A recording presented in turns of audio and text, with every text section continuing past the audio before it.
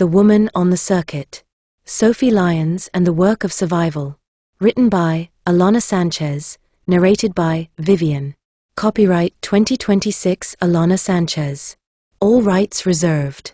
No part of this book may be reproduced, edited, copied, altered, printed, shared, stored without permission on electronic devices, or distributed without the written permission of the author. Author's note: sources, method, and limits. This manuscript has been written to remain factual in posture and restrained in tone. It does not present invention as evidence, and it does not fill archival gaps with imagined scenes. Where the record is uncertain, the uncertainty is treated as part of the historical reality rather than a problem to be hidden. Sophie Lyons is an unusually visible subject for a 19th-century criminal woman because she left behind a public self-narration as well as a long trail of institutional and press attention. That visibility creates both opportunity and risk. The opportunity is that she can be traced across time and place more clearly than many women of her class and era. The risk is that her story is easy to overstate, easy to moralize, and easy to turn into spectacle. The work has therefore been guided by 3 principles. The first principle is distinction between claim and corroboration. Lyons' own accounts are treated as primary material, but not automatically as proof. They are read as self-authored narratives shaped by audience, purpose, and survival. Institutional records and press reports are treated as evidence, but not automatically as truth. They are read as documents shaped by institutional goals, class assumptions, gender expectations, and commercial appetite. Where accounts align, that alignment is noted. Where accounts diverge, divergence is left visible. The second principle is system over personality. This book keeps attention on the structures that produced and sustained a life like Lyons, rather than reducing her to a single moral identity. The underworld economy, women's labor networks, store detection, policing practices, court procedure, press culture, and reform expectations are treated as central subjects. Lyons is understood as moving within those systems and adapting to them over decades. The third principle is refusal of emotional certainty. The archive rarely provides direct access to Lyons' private inner life, and Lyons herself tends to curate what she reveals. For that reason, the narrative avoids claiming to know what she felt in moments where the record cannot support it. Where emotion appears, it does so through the language of the sources or through careful inference grounded in conditions rather than imagination. Readers should also be aware that 19th-century records often contain errors in names, ages, and locations, particularly for people who moved frequently, used aliases, or lived in precarious circumstances. In such cases, repetition in secondary writing can harden an error into an apparent fact. This manuscript has tried to resist that process by holding contradictions in view rather than forcing a single tidy origin story. In any future revision intended for publication, a full bibliography and a detailed chronology should be appended, including an evidence matrix that lists major claims, their sources, and their confidence level. This is particularly important for childhood details, parentage, and early movements, where the record tends to be thinnest and later retellings tend to be most confident. Finally, this book has been written with a deliberate ethical stance. Crime history can easily become entertainment at the expense of the people involved. This manuscript aims to avoid that by using a steady Australian English voice, by refusing sensationalism, and by keeping the reader's attention on the social and institutional context that shaped what was possible for women like Lyons. The record is partial. The woman was strategic. The story survives anyway, not as a moral fable, but as a portrait of how a life can be made inside narrow options, and how the world then insists on turning that life into a lesson. Preface. This book begins with a difficulty. Sophie Lyons left words behind. She told her own story more than once, and she told it confidently. She wrote with humor, assurance, and a clear sense of how she wished to be seen. At a time when most women who lived as she did were described by others, by police, judges, journalists, and reformers, Lyons spoke for herself. Her voice is unusually present in the historical record for a woman of her class, her profession, and her century.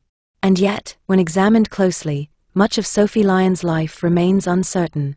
Basic details such as her place of birth, her parentage, and the sequence of her early years shift between sources. Even her own accounts are not fully consistent. Names change. Locations blur. Motives sharpen or soften depending on the audience she appears to be addressing. This instability is not simply the result of poor record-keeping or faulty memory. It reflects the world she moved through, and the strategies she used to survive it. This book does not attempt to resolve every contradiction. It cannot. Instead, it treats contradiction as evidence. Sophie Lyons was a professional thief, a confidence woman, and later a public narrator of her own criminal past. She lived by observation and performance in crowded cities, moved frequently, used disguise as a practical skill, and learned early that being believed could be more valuable than being truthful. Her life unfolded in a 19th-century society that watched women closely while understanding them poorly, particularly those who refused domestic respectability and earned their living outside its boundaries. To write her life responsibly requires restraint. This is not a book that treats confession as proof, nor one that assumes the criminal archive is neutral. Court records, police reports, newspapers, and reform literature all carry their own distortions. They compress lives into types: the fallen woman, the hardened criminal, the cautionary example. Lyons understood this process and responded to it. Her memoirs were not simply recollections, they were acts of self-positioning. The difficulty, then, is not that Sophie Lyons spoke too little. It is that she spoke deliberately. This book listens to her voice without surrendering to it. Where her claims align with independent records, that alignment is noted. Where they diverge, the divergence is left visible. Where corroboration is absent, the absence is acknowledged. No attempt is made to fill silence with invention. Gaps are allowed to remain gaps. Those silences matter.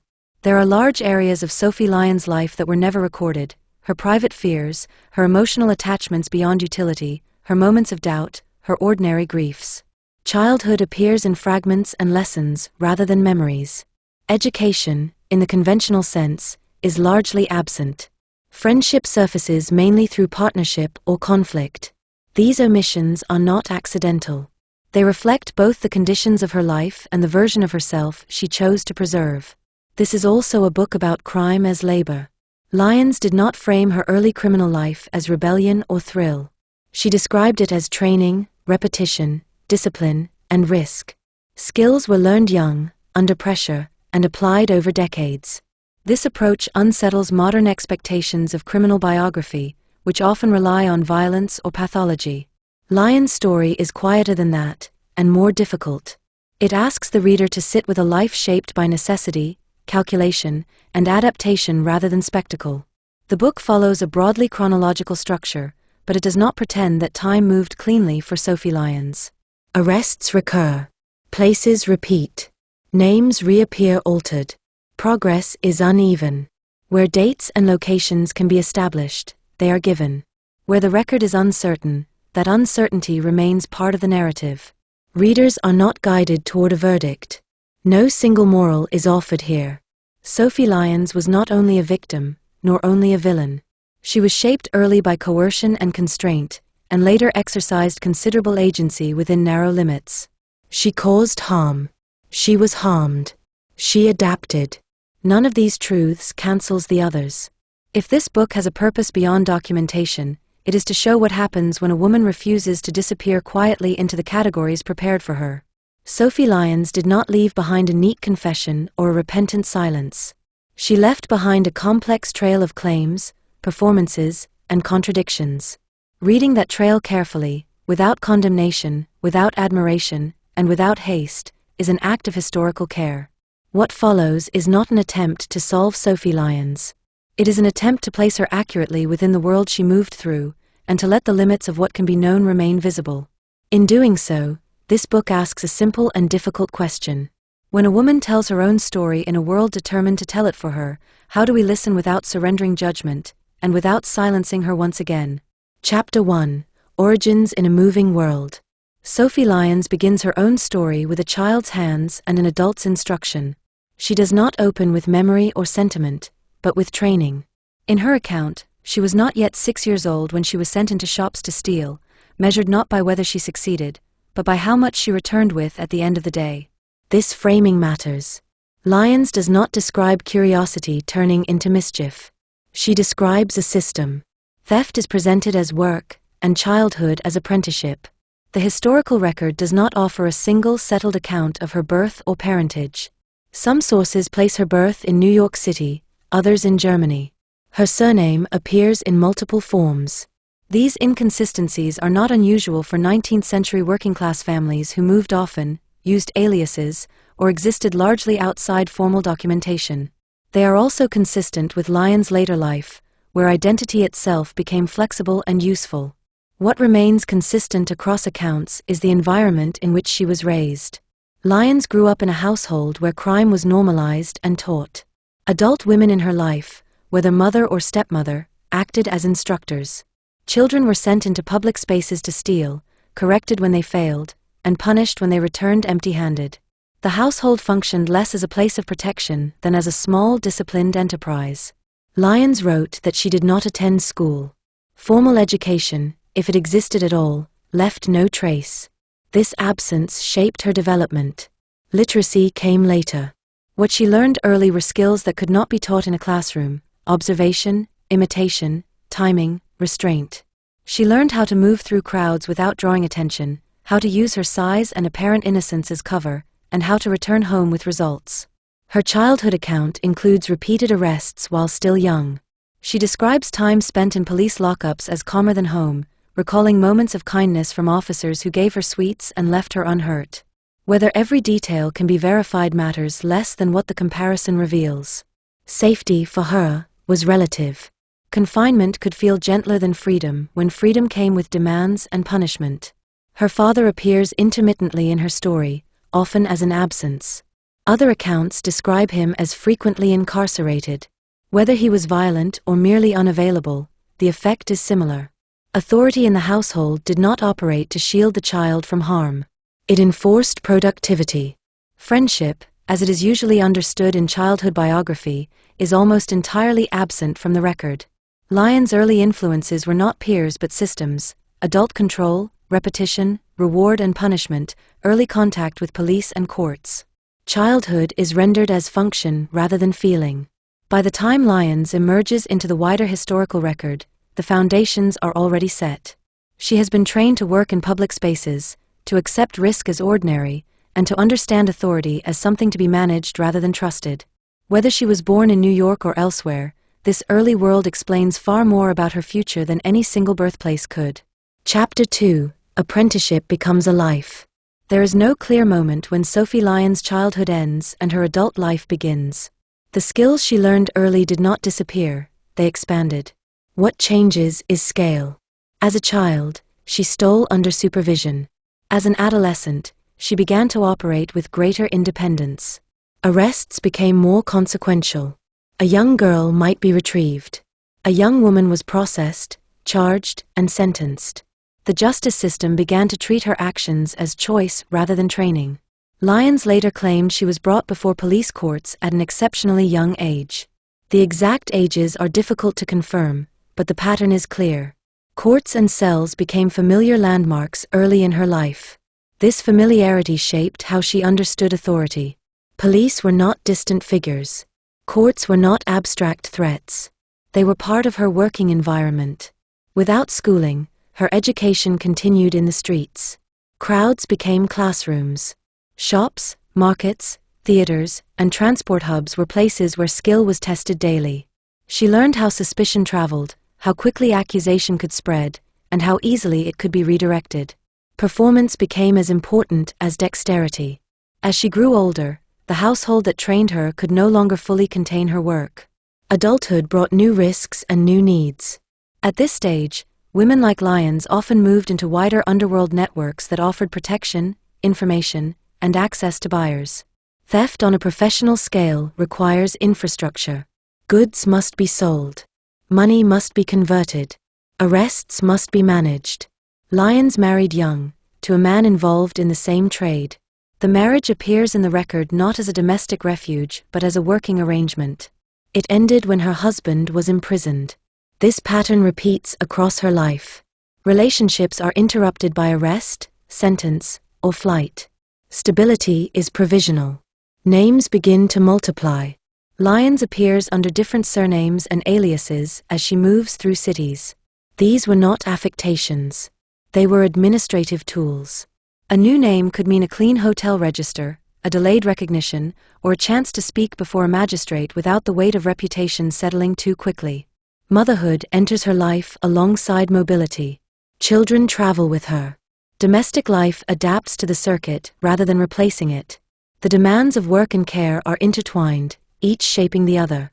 By the end of this period, Lyons is no longer merely a trained thief. She is an operator.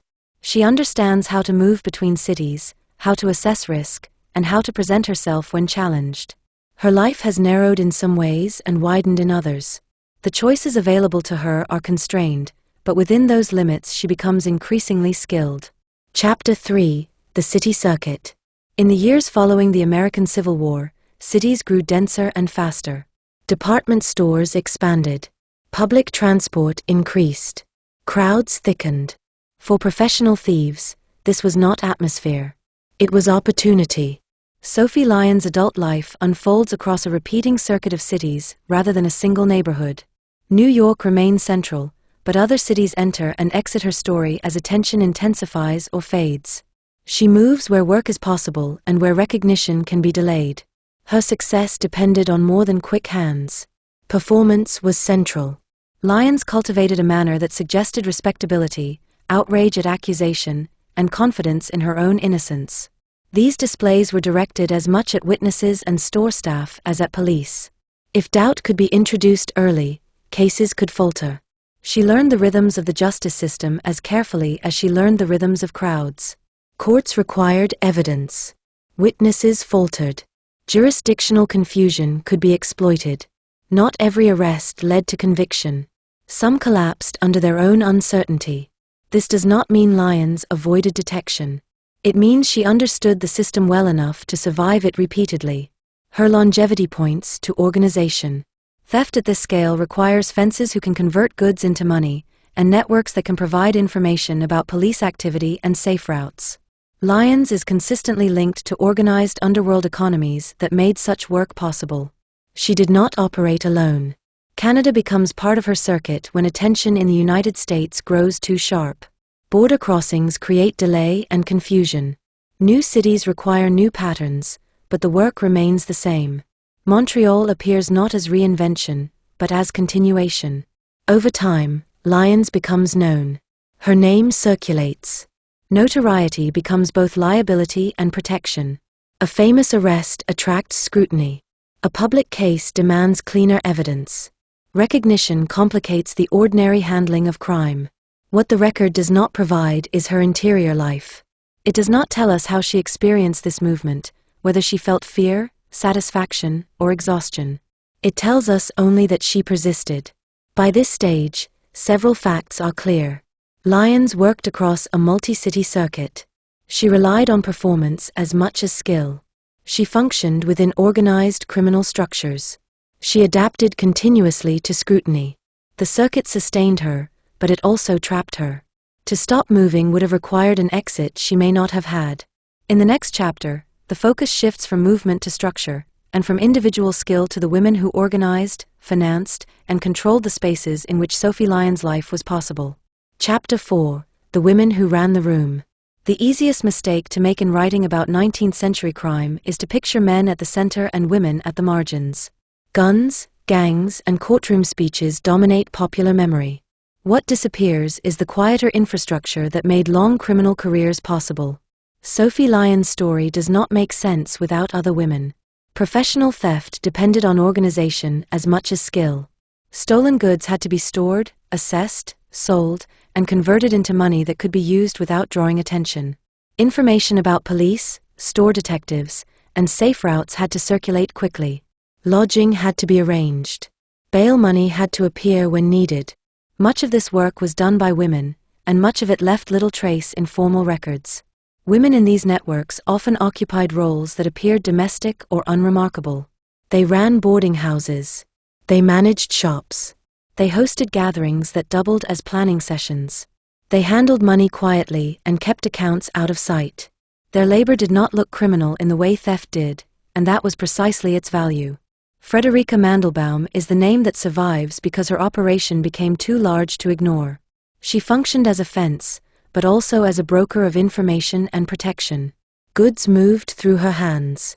So did warnings, introductions, and favors. Whether Sophie Lyons was a protégé in a formal sense matters less than the fact that Lyons' career aligns with the existence of such structures. A thief who endured for decades did so because someone managed the risks behind the scenes. These women did not present themselves as rebels. They presented themselves as respectable. Respectability was not a moral state. It was a working asset. It allowed money to move, goods to be stored, and people to gather without immediate suspicion. The ability to appear ordinary was often more powerful than the ability to intimidate. Within these spaces, women trained women. Skills were passed on quietly. Information was shared selectively. Younger thieves learned where mistakes had been made and which habits drew attention. This form of instruction rarely appears in the archive, but its effects do. Patterns repeat across cities. Methods spread without written manuals. Success looks uncannily similar in places far apart. These networks also offered a kind of conditional protection. A woman who brought in money, followed instructions, and kept silent could expect assistance when arrested or forced to move on. A woman who disrupted the flow could be cut loose. Loyalty was practical rather than sentimental. For Sophie Lyons, this environment offered both opportunity and constraint. It gave her access to markets, shelter, and information. It also bound her to a way of life that was difficult to leave. Skills learned in childhood and refined in adulthood were valuable only within the circuit. Respectability outside it remained fragile and easily withdrawn. What is striking is how little the public record acknowledges this female infrastructure. Men appear as individuals, named and tracked.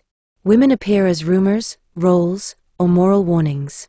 Even Mandelbaum is often written as an anomaly rather than as part of a broader pattern. This distortion shapes how stories like Lyons have been remembered. By placing these women back into the narrative, the story changes. Crime stops looking like a series of impulsive acts and begins to resemble a labor system. Theft becomes only one part of a larger operation, sustained by planning, concealment, and trust managed under pressure. Lyons did not invent this world. She learned to operate within it. Her success reflects not just her own abilities, but the presence of women who organized the rooms she entered, controlled the money she earned, and decided when protection would be offered or withdrawn. Chapter 5. Police, Courts, and Control. By the time Sophie Lyons became a known name, she was not only stealing from individuals and shops.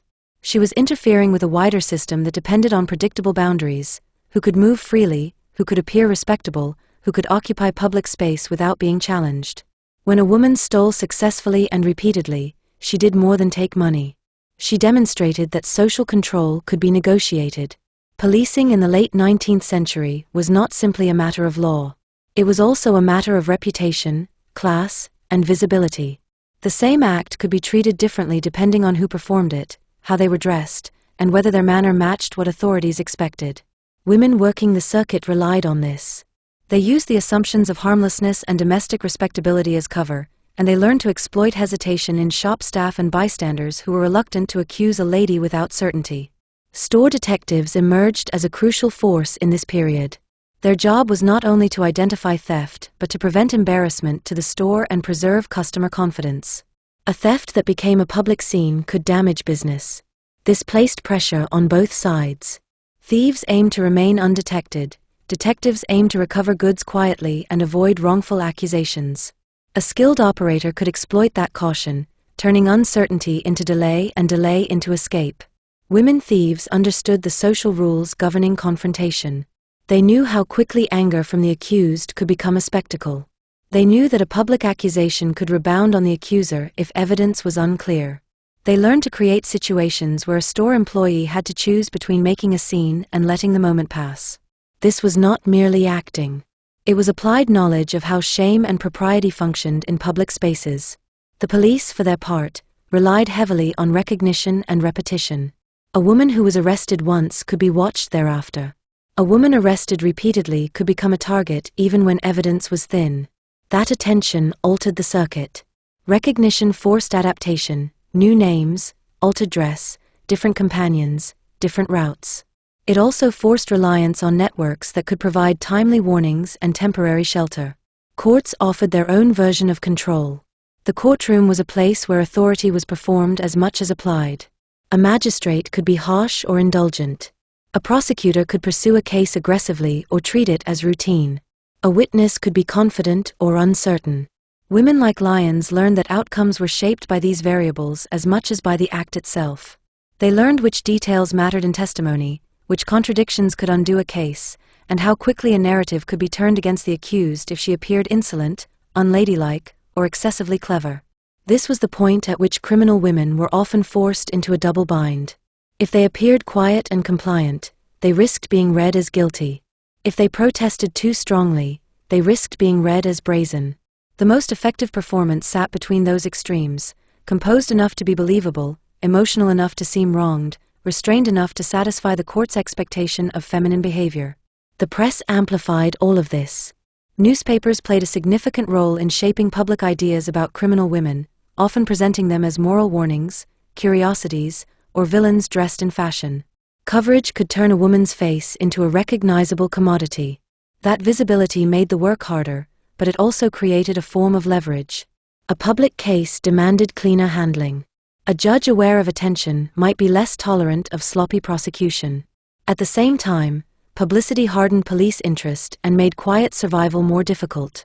Fame did not protect a woman from punishment, it often ensured she was watched more closely.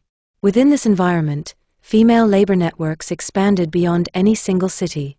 The circuit was not simply one woman moving alone. It was a set of loosely connected systems, repeated across New York, Boston, Philadelphia, Detroit, Montreal, and other centers linked by rail and steamship routes. Women moved along these lines because the infrastructure supported movement.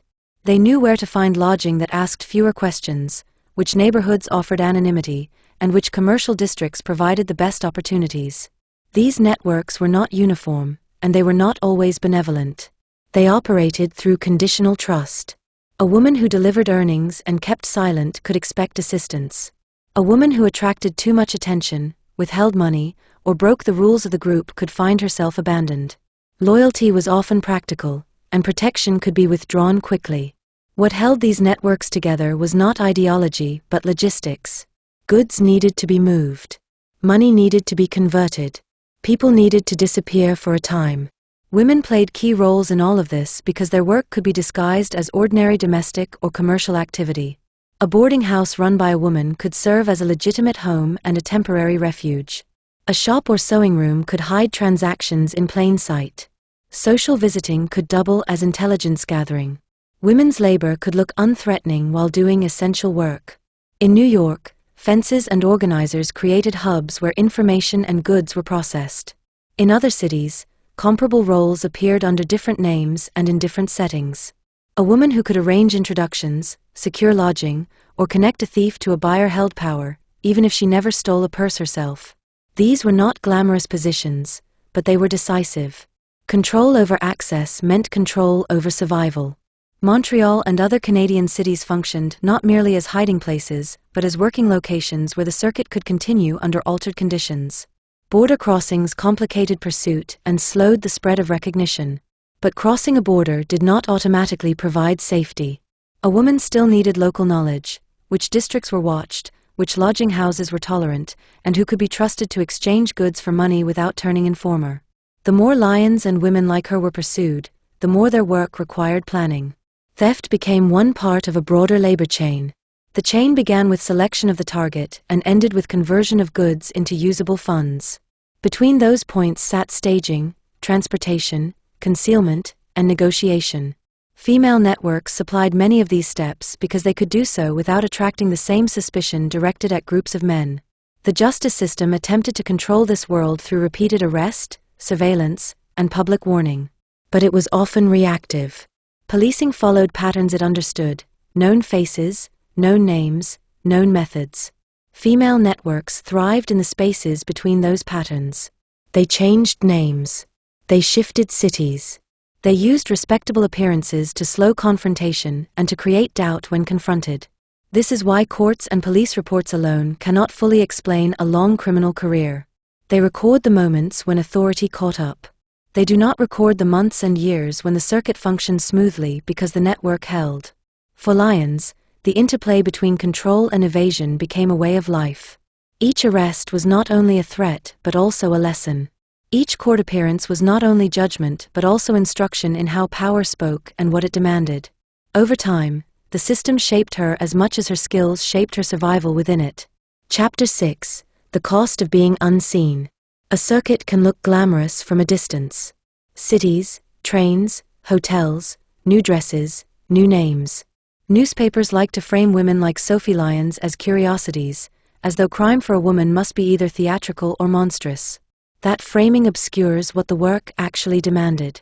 A life built on not being recognized is not carefree. It is vigilance as routine.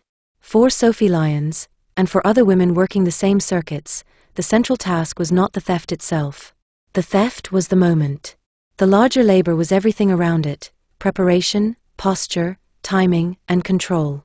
There is a particular kind of exhaustion in living by performance, because performance cannot be put down the way a tool can. It follows you into lodging houses and courtrooms and railway carriages.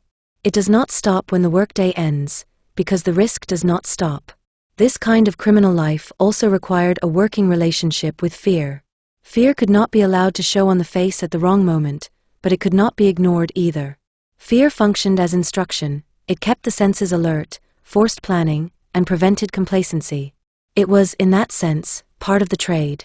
The cost was that fear became ordinary, lodged in the body as constant readiness. The same was true of shame, though it operated differently. Women thieves relied on public reluctance to accuse them without certainty, and that reluctance was bound up with social rules about women and propriety. A woman who could look as though she belonged in a shop, a theater, or a hotel could gain valuable seconds.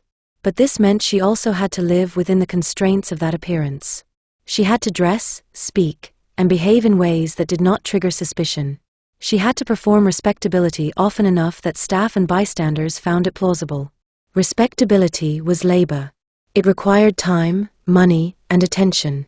Clothing mattered. Cleanliness mattered. Controlled speech mattered. Too much confidence could read as insolence. Too much softness could read as deceit. Anger had to be measured. Tears had to be believable but not excessive. A woman who had learned this early could deploy it instinctively, but instinct itself is a kind of training. It is the body remembering what the mind refuses to dwell on. For women in these circuits, movement was both protection and punishment. Travel allowed a thief to stay ahead of recognition. It also prevented stability. A new city meant new risks, new store detectives, new police routines, new lodging arrangements. It meant beginning again while carrying the weight of what happened before. It meant learning which districts were safe and which were watched, which rail stations were heavily policed, which hotels asked questions, which landlords accepted cash without names. Some women found ways to anchor themselves through networks that acted like informal families. Boarding houses run by women could provide not only rooms but meals, messages, and a place to vanish for a time. Shopfronts and sewing rooms could offer work that looked legitimate and provided cover for meetings and exchanges. Older women who acted as brokers, introducers, and organizers could offer both protection and control. These arrangements were useful, but they were rarely gentle. A woman could be sheltered and exploited in the same place, depending on whether she continued to bring in money. For a woman with children, the cost intensified. Mobility is harder with dependence. It forces compromises that can be seen in the record even when the record is incomplete. Children travel. Children are hidden.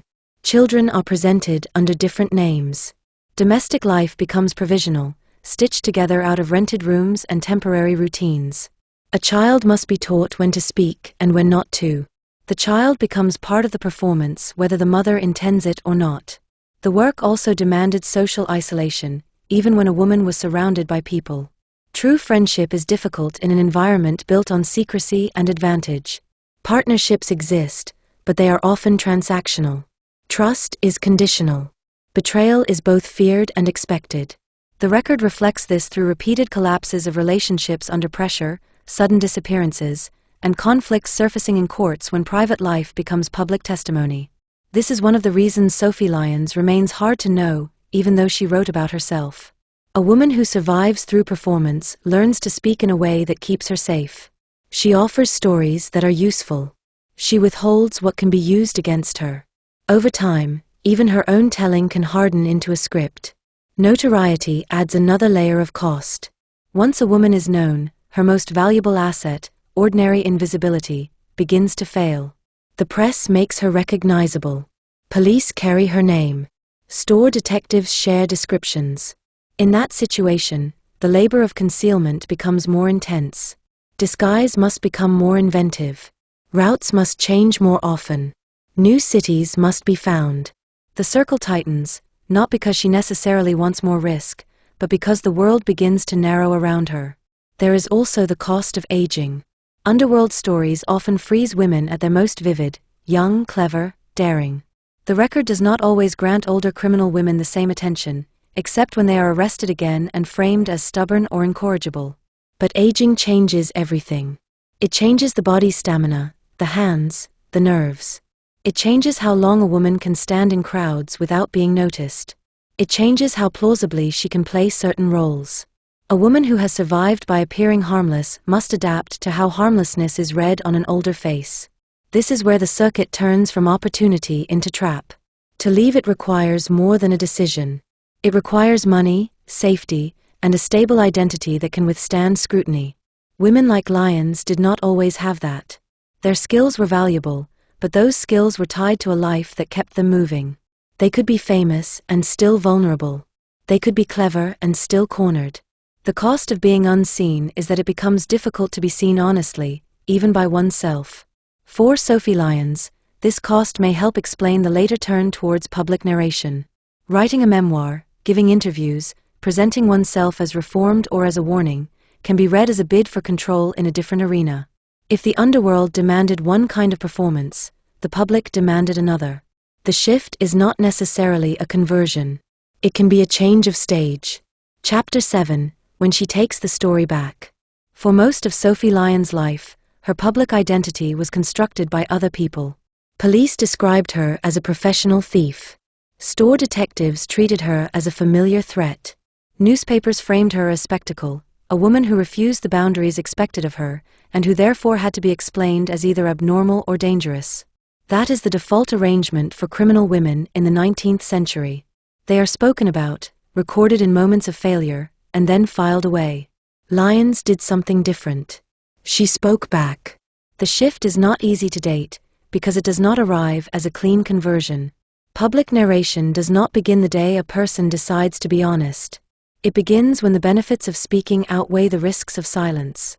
For a woman whose notoriety made ordinary work harder, and whose name already circulated widely, telling her own story could function as a form of defense. It could also function as an attempt at stability, to turn a life of movement into something that could be sold, repeated, and controlled. Lyons' memoir presents itself as moral instruction. Crime, she insists, does not pay. The framing aligns with the tastes of the era, confession as cautionary tale, personal history offered as warning. But even a warning can be strategic. A warning allows the narrator to choose what is highlighted and what is left in shadow. It allows her to admit wrongdoing while directing attention to causes, pressures, and injustices that soften public judgment. This is not the same as lying. It is closer to negotiation. When Lyons tells her childhood as training, she shifts responsibility upward, towards the adults who used her. When she describes crime as labor rather than thrill, she shifts the reader's focus away from pathology and towards economics and coercion. When she describes prisons and courts as familiar, she reframes her life as shaped by institutions rather than merely punished by them. These choices do not prove the details of every scene. They reveal the logic of the story she wants the public to accept. What makes her memoir particularly difficult, and particularly valuable, is that it sits at an intersection of pressures. A criminal woman who speaks publicly must satisfy competing audiences. She must satisfy reform-minded readers who want moral conclusions. She must satisfy the curious public who want vivid episodes. She must satisfy her own need for control and survival. She must do all of this while living in a world where the wrong admission can invite renewed scrutiny. So the memoir becomes a crafted object, a life arranged for consumption, but also a life arranged for safety. There are practical reasons a former thief might publish. Money is one.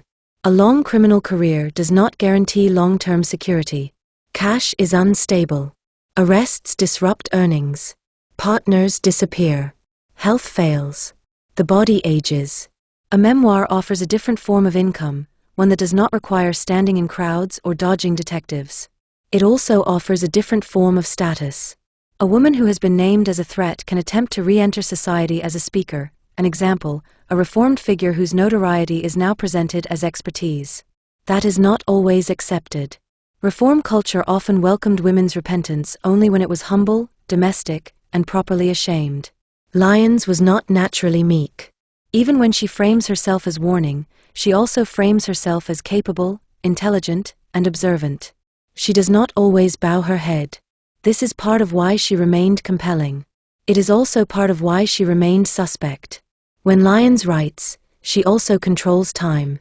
Police and newspapers record the punctures, arrests, escapes, trials. Memoir allows the years between those punctures to exist. It allows her to claim continuity and intention where the official record offers only interruption. It lets her place cause before consequence, and feeling before verdict. Even if the details are shaped, the structural change matters. She moves from being a person narrated to being a person narrating. This is where the silent voice narrative becomes especially important. Lyons is loud on the page, but not necessarily intimate. She can tell you what happened and still keep her private self locked away. She can make the reader feel close while protecting what remains dangerous. This is not hypocrisy. It is survival strategy refined into prose. Her memoir also functions as a map of the underworld as she wants it remembered. She names types of people, methods, and systems. She describes organizers and fences. She outlines how theft becomes money. This can be treated as evidence of structure even when individual claims are difficult to prove. A person who has lived a long time in a system often describes its workings more reliably than they describe their own motives. The system is safer to speak about. Motive is where judgment enters. The question, then, is not whether Sophie Lyons told the truth. The question is what kind of truth she was positioned to tell. She could tell the truth about technique because technique was already obvious to her pursuers. She could tell the truth about coercion because it supported her moral frame. She could tell the truth about fear in ways that made her sympathetic. She could tell the truth about poverty because it made her life comprehensible to a public that preferred simple explanations. The truths she is least likely to tell are the ones that would complicate her chosen identity: tenderness, cruelty, the finer details of betrayal, the harm done not in theft but in the ripples around it. Even her moral framing can be read in two directions. On one level, it is a warning. On another, it is a claim to authority. She is no longer merely an object lesson. She is the person delivering the lesson. That shift matters. It is a bid to stand above the story that once dragged her along. This chapter is also where the limits of reform become visible. Public narration can change how a woman is perceived, but it does not erase what institutions have recorded. Police do not forget. Store detectives do not forget. Newspapers rarely allow women like Lyons to grow old quietly. Once a woman has been made into a story, the story follows her, and her attempts to reshape it are constrained by the shape it already has. For Lyons, telling her story publicly was a form of work. It required curation, tone, and discipline. It required the ability to look back at a life of risk and present it as coherent. It required her to transform survival into narrative. The cost of that transformation is that the life becomes something she can sell but not necessarily something she can inhabit honestly. A memoir can be a prison of its own, a script the author must continue to perform in public long after the private person has changed. Chapter 8: Reform, Respectability, and the Marketplace. When Sophie Lyons stepped into public life as a narrator of her own past, she entered a world that claimed to value reform but often demanded performance first. Respectability did not arrive as a simple reward for repentance. It arrived conditionally, measured by whether a woman's story could be made useful to other people. A woman with a criminal reputation could be welcomed into polite spaces, but only in a carefully controlled role. She could speak as an example. She could be displayed as warning. She could be treated as evidence that punishment worked or that moral instruction mattered. What she could not do easily was speak as an equal. This is the tension Lyons had to manage. She was already known. The public appetite for criminal women was real, and it was not purely moral. People read about crime for the same reasons they condemned it: curiosity, fear, fascination, satisfaction. Reform circles often insisted they were resisting that appetite, but they also benefited from it. A sensational life, reframed as caution, drew crowds. Lyons' memoir is shaped by this environment. It presents itself as moral instruction: crime does not pay. That slogan does two things at once. It satisfies the expectations of respectable readers, and it positions Lyons as the authority who is qualified to warn. The moral stance functions as an entry ticket. Once inside, the story can be told. But the marketplace is never neutral. The same narrative that opens doors also becomes a product. Publishers, newspapers, and lecture circuits treated criminal confession as saleable material. The reformed criminal became a recognized figure in popular culture: proof of sin, proof of rescue, proof that society's systems worked. Women who occupied this role were often expected to be suitably humble, suitably ashamed, and sufficiently grateful. Lyons did not naturally read as meek.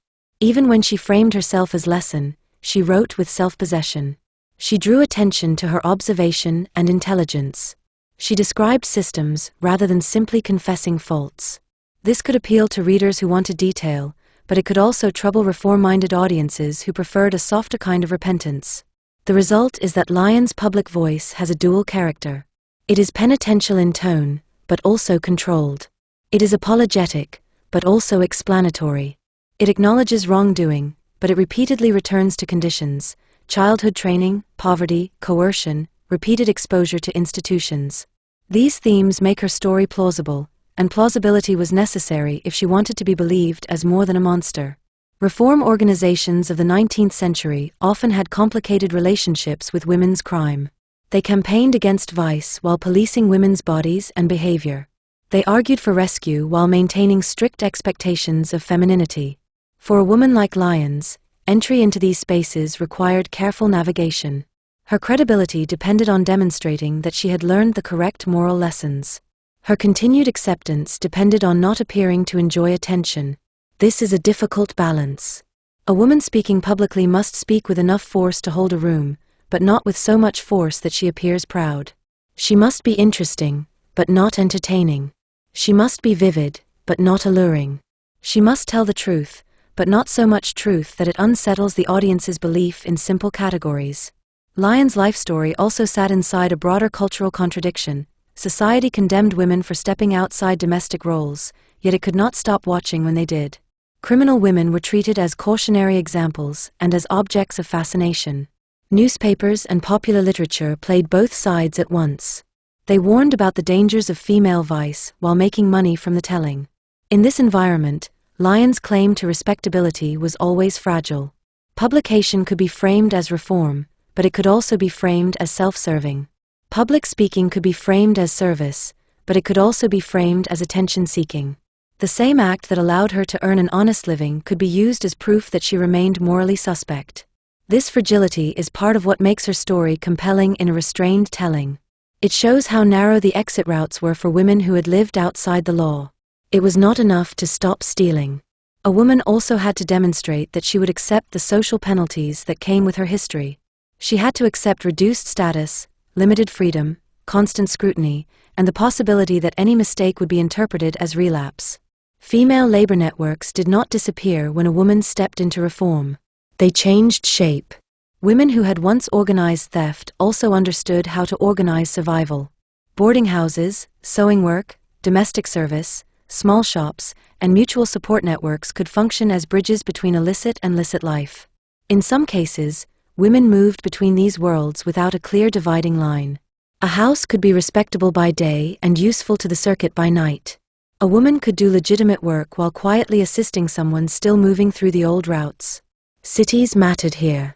In New York, Boston, Philadelphia, Detroit, Montreal, and other centers linked by transport, women's networks were partly regional. Information traveled. Names traveled. Opportunities traveled. A woman's attempt at reform could be undermined by recognition in one city, while another city might offer anonymity. The same circuit that once served theft could, paradoxically, serve reinvention, provided the woman could withstand the effort of constant relocation. For Lyons, storytelling became a new kind of labor within this marketplace. It required her to manage her own image repeatedly, in print and in person. It required her to hold her past at a particular distance, close enough to be instructive, far enough to appear changed. It required her to be both the subject and the caretaker of her narrative. This is where the book's central difficulty tightens. Lyons wrote about herself, but she wrote under pressure. The memoir is not simply a window into her life. It is also a product shaped by what society would accept from a woman like her. The voice is therefore both revealing and defensive. It offers detail and withholds intimacy. It explains and redirects. Chapter 9: Family, Loyalty, and Betrayal. Public storytelling allows a woman to manage distance. Family does not. For Sophie Lyons, the people closest to her appear in the record most often at moments of fracture: arrests, court cases, public accusations, and conflicts that spill into print. Where the memoir smooths and arranges, family testimony interrupts. It is here that the limits of performance become visible. Lyons' life included marriages, partnerships, and children, all of which existed within the same conditions that shaped her work. Mobility did not pause for domestic life. Domestic life adapted to mobility. Homes were temporary. Names shifted. Stability was something assembled from fragments rather than assumed. Motherhood, in particular, sat under strain. A woman moving through the circuit had to manage children in a world that offered little privacy and constant risk. Children traveled with her. They lived in lodging houses. They learned early when to speak and when not to. Their presence could provide cover, but it could also expose vulnerability. A child is harder to disguise than a name. The historical record becomes most uncomfortable when family members appear as witnesses. In one highly publicized court episode, a teenage son testified against Lyons, accusing her of theft and describing her activities across cities. The spectacle of a child speaking publicly against a mother carried its own moral charge. It reinforced the idea that criminal women were not only lawbreakers, but failed caretakers. This moment matters not because it offers clear truth, but because it exposes competing pressures. A son raised within instability may have sought distance, safety, or approval from authority. A mother accustomed to secrecy and control may have found that control collapsing in public. Courtrooms reward clear narratives, and family conflict rarely provides them. Loyalty, in this environment, was fragile. It was shaped by fear, dependency, and survival rather than affection alone. Children depended on adults who were themselves under pressure. Adults depended on children's silence. When that silence broke, the consequences were severe and irreversible. This is where female labor networks intersect most sharply with private life. Women who organized work also influenced domestic arrangements. Boarding houses doubled as family homes. Other women stepped in as caretakers when arrests occurred. Children were passed between hands when necessary. These arrangements could be supportive, but they could also fracture bonds. A child raised by many adults may learn resilience, but may also learn detachment.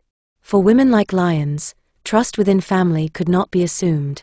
The same skills that allowed her to read strangers were sometimes turned inward. Control became a habit. Disclosure became dangerous. Over time, the boundary between protection and manipulation blurred, not because of malice alone, but because constant risk made openness costly. The public response to family conflict was unforgiving. Newspapers treated testimony by children as proof of moral failure. Reform narratives that welcomed a woman's repentance often faltered when faced with ongoing domestic instability. Respectability demanded not only personal reform, but evidence of successful motherhood and orderly family life. Few women emerging from long criminal careers could provide that on demand. This is another reason Lyons' later public narration emphasizes structure rather than intimacy. She speaks about systems, training, and institutions. She speaks less about love, grief, or regret within her family. Silence here is not accidental. These are the areas where she had the least control, and where the consequences of speaking might have been most damaging. Betrayal, in this context, is too simple a word. What appears as betrayal in the record may also be read as survival. A child testifying may be seeking safety. A partner turning informant may be seeking leniency. The justice system incentivized such fractures, rewarding cooperation and punishing solidarity. Families under scrutiny were pulled apart not only by crime, but by the mechanisms meant to control it. What remains striking is how little space there was for repair. Once family conflict became public, it hardened into narrative. A woman could no longer manage it privately. The story of the criminal mother, the ungrateful child, or the corrupted household took on a life of its own. Nuance was lost. Complexity was flattened. For Sophie Lyons, these moments mark a turning point. Public storytelling could still be managed. Reform circles could still be navigated. But family conflict exposed her to a different kind of vulnerability, the loss of authority over her own story. This does not mean she ceased to care. It means the archive stops listening for care. Courts record accusation and defense, not tenderness. Newspapers record spectacle, not reconciliation. The absence of evidence is not evidence of absence, but it does shape how the life is remembered. By this stage, Lyons had lived long enough in motion that stillness was difficult to imagine. Family life did not provide an exit from the circuit. It became another terrain that had to be navigated under pressure. Chapter 10: Age, Health, and the Narrowing World. A long criminal career is often described as though it is powered by boldness alone. That is the myth, the thief who is always clever, always fast, always one step ahead. The reality is that time catches up in quieter ways. Bodies change. Nerves fray. Memory slips. The work becomes harder, not because the world suddenly becomes more moral, but because the conditions that once made survival possible begin to fail. For Sophie Lyons, aging would have meant a change in the most basic tool of the trade, plausibility. Women working the circuit relied on particular assumptions about femininity. Harmlessness could be performed. Respectability could be imitated. Youth made it easier to blend into certain spaces without drawing attention, especially when paired with controlled dress and manner. But as a woman ages, the roles available to her narrow. Suspicion can attach more quickly to a familiar face. A body that once moved easily through crowds becomes easier to notice. A woman who has been arrested repeatedly finds that her name travels faster than she does. Age also changes the economics of crime. A younger thief can accept risk in exchange for quick money. An older thief may be more aware of what punishment costs, not only in years but in health. Courts, too, can become less forgiving with repetition. The narrative of the misguided youth gives way to the narrative of the incorrigible woman. The same behavior is framed more harshly because it is no longer interpreted as the product of immaturity. This is one of the cruelest features of the system. It does not simply punish the act. It punishes the failure to become the kind of person society expected you to become. A woman who does not settle into domestic respectability is treated as defiant. An older woman who is still moving through courts and police cells becomes a moral symbol. Her individual circumstances are no longer interesting. The lesson she is made to represent becomes the focus. Health complicates everything. Even when the record does not provide medical detail, it is reasonable to treat health as a constraint because the work itself was physically demanding. Crowds require stamina. Travel requires resilience. Prison conditions were harsh. Food was inconsistent. Stress was constant. These conditions accumulate. They can also push a person towards safer, more stable income sources, including public narration. Lyons' later years are described through fragments that suggest vulnerability. Some accounts report that she died after being assaulted in Detroit. Whether that specific detail can be established beyond repetition, the broader point remains: an older woman with a notorious history moved through environments where she could be targeted, blamed, or discarded. The protections offered by networks were conditional, and their usefulness could fade as a person's earning power diminished.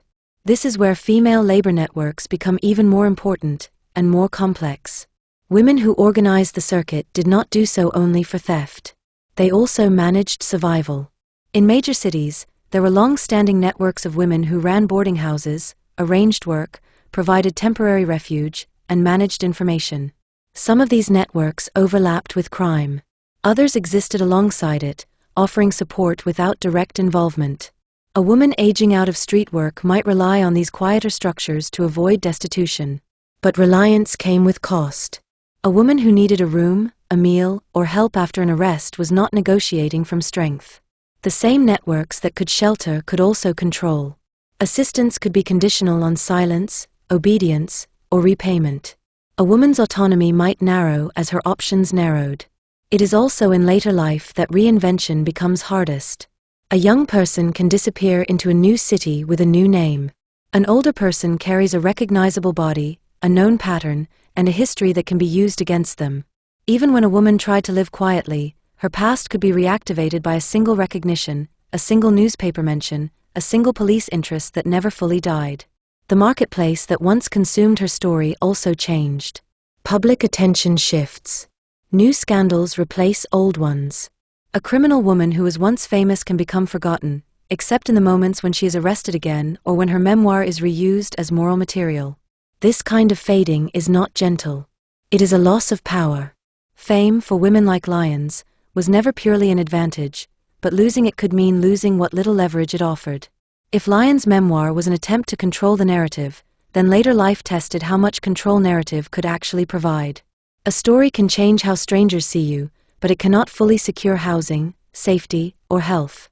Respectability is fragile when the world has already filed you under a category it prefers not to revise. There is another cost here, quieter but central. A life spent performing can leave a person uncertain about what remains when the performance fails. If the body cannot keep up, if the roles no longer fit, if the circuit narrows, then survival becomes less about skill and more about endurance. Endurance is not romantic. It is simply what happens when a person continues. This is the point where historical narrative must resist the temptation to tidy. There is no satisfying arc that turns a long criminal life into either triumph or redemption. There is instead a closing in, fewer options, sharper scrutiny, more physical strain, and a world that becomes less forgiving the longer a person lives outside its expectations.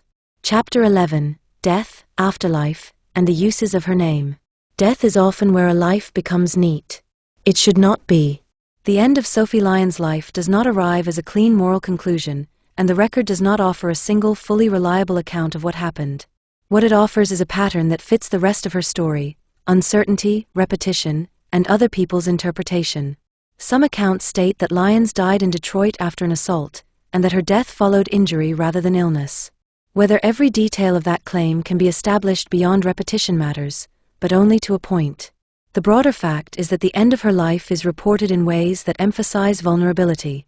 A woman who had spent decades negotiating risk in public spaces ended her life in circumstances that did not allow her to negotiate it successfully. Even the manner of her death is then folded back into the stories people wanted to tell about her. A violent end can be used as punishment in narrative form. It can be presented as fate catching up.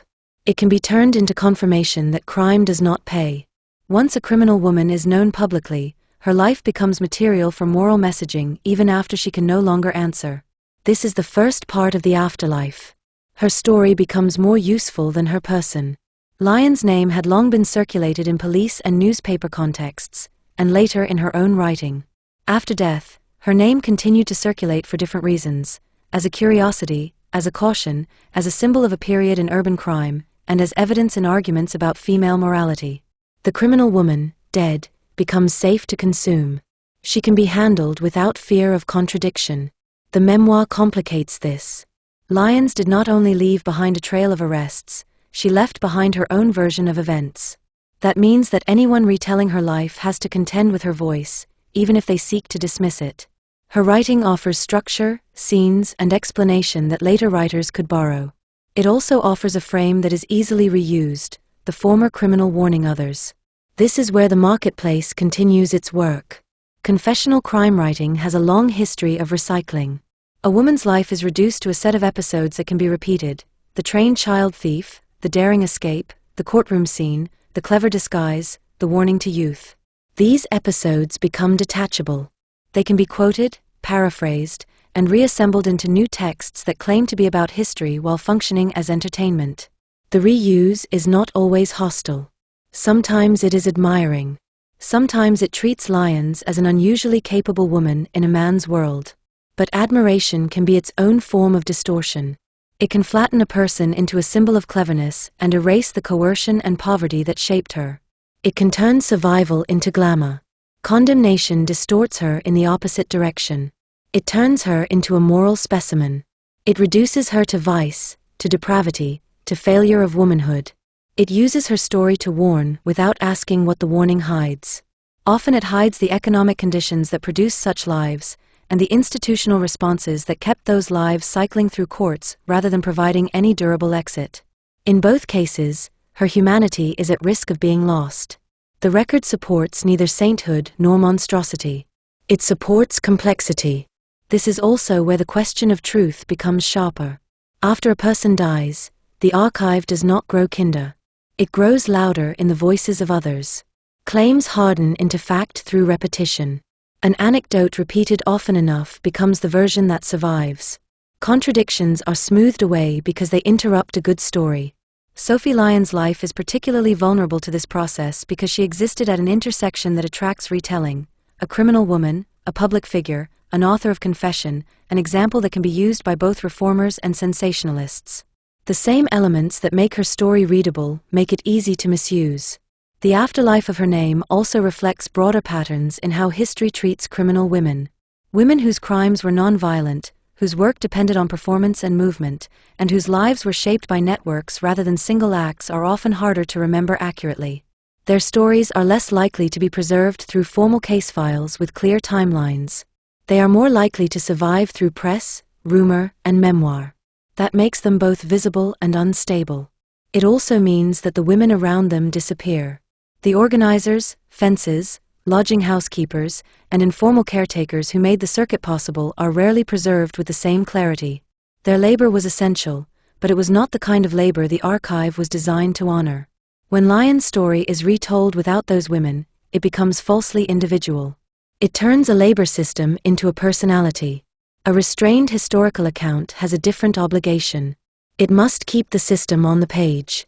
It must show how long criminal careers were sustained not only by individual cleverness but by networks, by commerce, by the social rules of respectability, and by the state's own patterns of policing and punishment.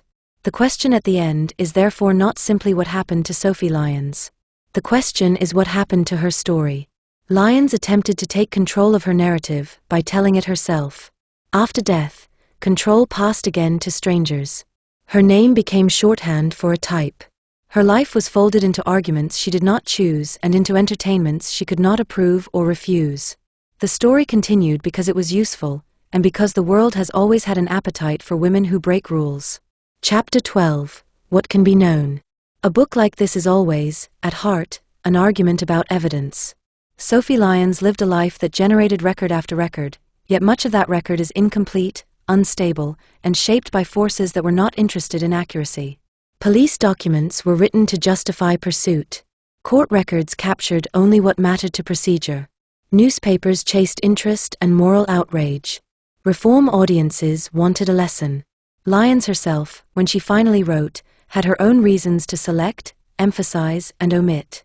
If you want a clean biography, this is the wrong subject.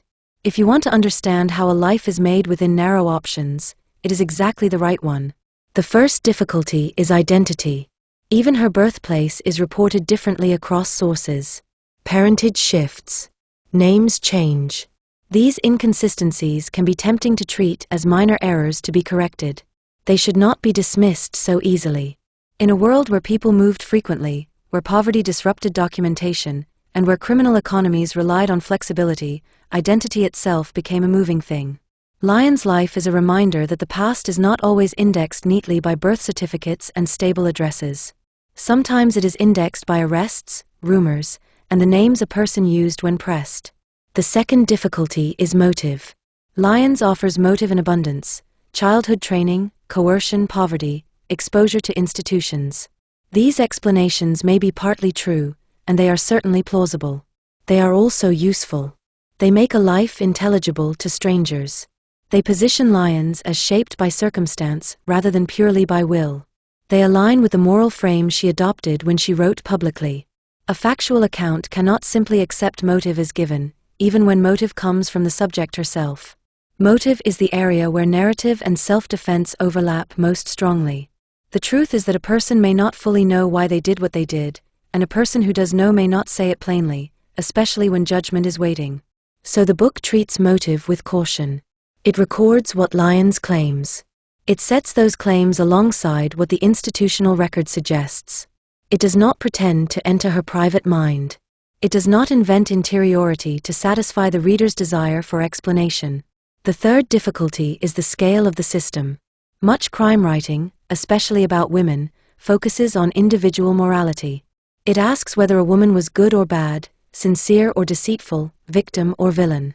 These categories may feel natural, but they often function as traps. They keep attention on personality and away from structure. Lyons' story resists that framing. Her life is better understood as a long negotiation with systems: the labor system of theft and conversion, the policing system of recognition and repetition, the courtroom system of evidence and performance, the press system of spectacle and moral messaging, and the reform system that offered conditional respectability. When those systems are kept in view, the contradictions in her story begin to make sense. She changed her name because names were tools. She moved cities because cities were cycles of opportunity and risk. She performed respectability because respectability delayed suspicion. She wrote a memoir framed as warning because warning offered entry into polite spaces and a new income stream. These are not moral conclusions. They are structural observations. The fourth difficulty is silence. Lyons is not silent in the obvious sense. She wrote about herself. Yet she is silent in the places that matter most to traditional biography: the texture of daily life, private friendships, tenderness, regret, the small decisions that shape a person more than any headline. These elements are not absent because they were unimportant. They are absent because they were rarely recorded, and because Lyons had reasons not to record them herself. A restrained narrative does not try to replace what history refused to preserve. It does not fill silence with imagined scenes. It names the silence, and it asks what the silence indicates. In Lyons' case, the silences suggest a life lived in defense. A woman who survives by secrecy does not easily become a woman who reveals herself. She learns to tell the useful story, not the vulnerable one. She learns to offer explanation rather than confession. She learns to keep private what can be used against her. Even in print, she remains a strategist. This is not a judgment of character. It is an observation of survival. There is also the question of harm. It is tempting to soften Lyons into a figure of ingenuity, a woman who outsmarted a rigid world. It is equally tempting to harden her into a moral warning. Both approaches risk erasing the people she stole from, and the ripples that theft creates: fear, loss, humiliation, suspicion falling on the wrong person. A factual account must hold that reality alongside the reality of her constraints. Lyons caused harm. She was also shaped by harm. The two truths coexist. In the end, what can be responsibly known is not everything a reader might want, but enough to understand the world that produced Sophie Lyons and the skills that allowed her to persist within it. We can know that she lived within a networked criminal economy that depended on women's labor as well as men's. We can know that her methods relied heavily on performance and on the manipulation of social expectations about femininity. We can know that her life moved across multiple cities and across national borders. We can know that institutions repeatedly attempted to contain her, and that she repeatedly adapted. We can know that she later sought to reshape her public identity through narrative, framing her past as warning and herself as authority. What we cannot know with certainty are the details that would make her easy to love or easy to hate. We cannot know exactly who she trusted, or what she believed when she was alone, or whether she felt pride in her skill, or whether fear was her constant companion. The archive does not reliably provide those things. Lyons did not reliably provide them either. This is not a failure of the story. It is the story. A woman like Sophie Lyons lived in motion, and was recorded most clearly when she collided with authority. What survives is a portrait made from impacts. In between, there are gaps. Those gaps are not an invitation to invent. They are an invitation to pay attention to what history preserves and what it discards. If this book leaves you unsettled, that is an honest outcome. Lyons' life does not resolve into a neat moral. It shows instead how narrow the exits were for women who began life inside coercion and learned early that survival could depend on taking and on performance. It shows how institutions punished and produced at the same time. It shows how the public consumed criminal women as lessons and as entertainment. And it shows how a woman, late in life, tried to take control of the story that had followed her for decades. To end, then, with a claim would be dishonest. The most truthful ending is a boundary. This is what can be known, and this is what cannot. The rest is silence, and the silence is part of the record. Chapter 13, The Circuit Beyond New York. New York sits at the center of Sophie Lyons' story, but it is not the whole of it. If you keep her in one city, you lose what makes her life historically distinct. She was not merely a local thief repeatedly arrested in the same streets. She belonged to a mobile economy. Her work, and the women's labor networks that supported it, extended across multiple cities linked by rail, steamship routes, and shared commercial culture. This is the circuit beyond New York, Boston, Philadelphia, Detroit, Montreal, and the other places that enter the record as locations where women like Lyons could work, retreat, regroup, and begin again. A circuit is not a holiday itinerary. It is a pattern shaped by pressure. Women moved when recognition increased, when police attention sharpened, when store detectives compared notes, when a courtroom loss made the next arrest more dangerous. They also moved when opportunity called, a new department store, a large public event, a season when crowds thickened, a transport hub where strangers stood close and looked away. Movement served a second purpose as well. It fractured identity. A woman known in one city could arrive in another as a stranger. A name could be altered. An accent could be softened or sharpened. A different dress style could suggest a different class. In an era when photographs were not routinely shared between police departments, recognition relied heavily on memory, word of mouth, and newspaper descriptions. That gave skilled women room to work. Female labor networks were what made this room usable. In each city, there were women whose work appeared ordinary and therefore passed beneath formal attention. They ran lodging houses where guests paid cash and stayed briefly. They took in boarders and asked few questions. They managed small businesses that could conceal meetings and exchanges. They served as introducers, connecting newcomers to buyers, companions, and safe places. They handled messages. They held goods. They knew which street corners were watched and which officers were corruptible. These networks were not identical across cities. Each city had its own police structure, its own rhythms, and its own forms of social scrutiny. But the roles repeated. The same needs produced similar solutions. In Boston, a city shaped by commerce and seasonal movement, crowded retail spaces and transport nodes created predictable opportunities. A woman who could appear respectable could blend into shopping districts, public gardens, and hotel corridors. But Boston also carried a strong moral culture that affected how criminal women were discussed. Newspapers and courts could frame women's crime as a moral failure rather than a practical one, increasing stigma and reducing leniency. In Philadelphia, a large busy city with its own commercial districts and transport hubs, women thieves could work in crowds that were less intimate than New York's and more dispersed. The dispersal provided cover, but it also required local knowledge. A woman arriving from another city needed introductions and information. A circuit thrives only when there are hands in each place to receive the traveler. Detroit appears in the record as part of the later landscape of Lyons' life, a city that represented both opportunity and risk. Industrial growth created crowds and money, but also stronger policing and increasing public anxiety about urban crime. For a woman with a known history, a city like Detroit could offer anonymity at first and heighten danger once recognition took hold. Mobility created openings, but it did not eliminate vulnerability. Montreal matters because it was more than a hiding place. It was a working city within the circuit. The border itself functioned as a tool. Crossing it slowed pursuit and disrupted communication between police forces. It forced new paperwork, new procedures, new legal contexts. But crossing a border did not erase need. A woman still required lodging, contacts, buyers, and companions. Montreal therefore reveals the network most clearly. It shows the system at work, not as myth but as logistics. This broader circuit also helps explain why women's labor networks were so critical. Men's criminal networks often relied on public presence, intimidation, group movement, visible power. Women's networks often relied on the opposite, invisibility, respectability, and domestic camouflage. A woman running a boarding house could be the quiet center of a city's underworld without appearing dangerous.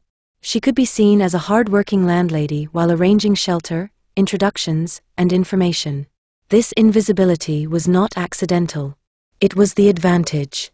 The work of these women included risk management. A good organizer knew when someone was drawing too much heat. She knew when to refuse a newcomer. She knew which clients were reckless and which were careful. She could decide who received protection and who did not.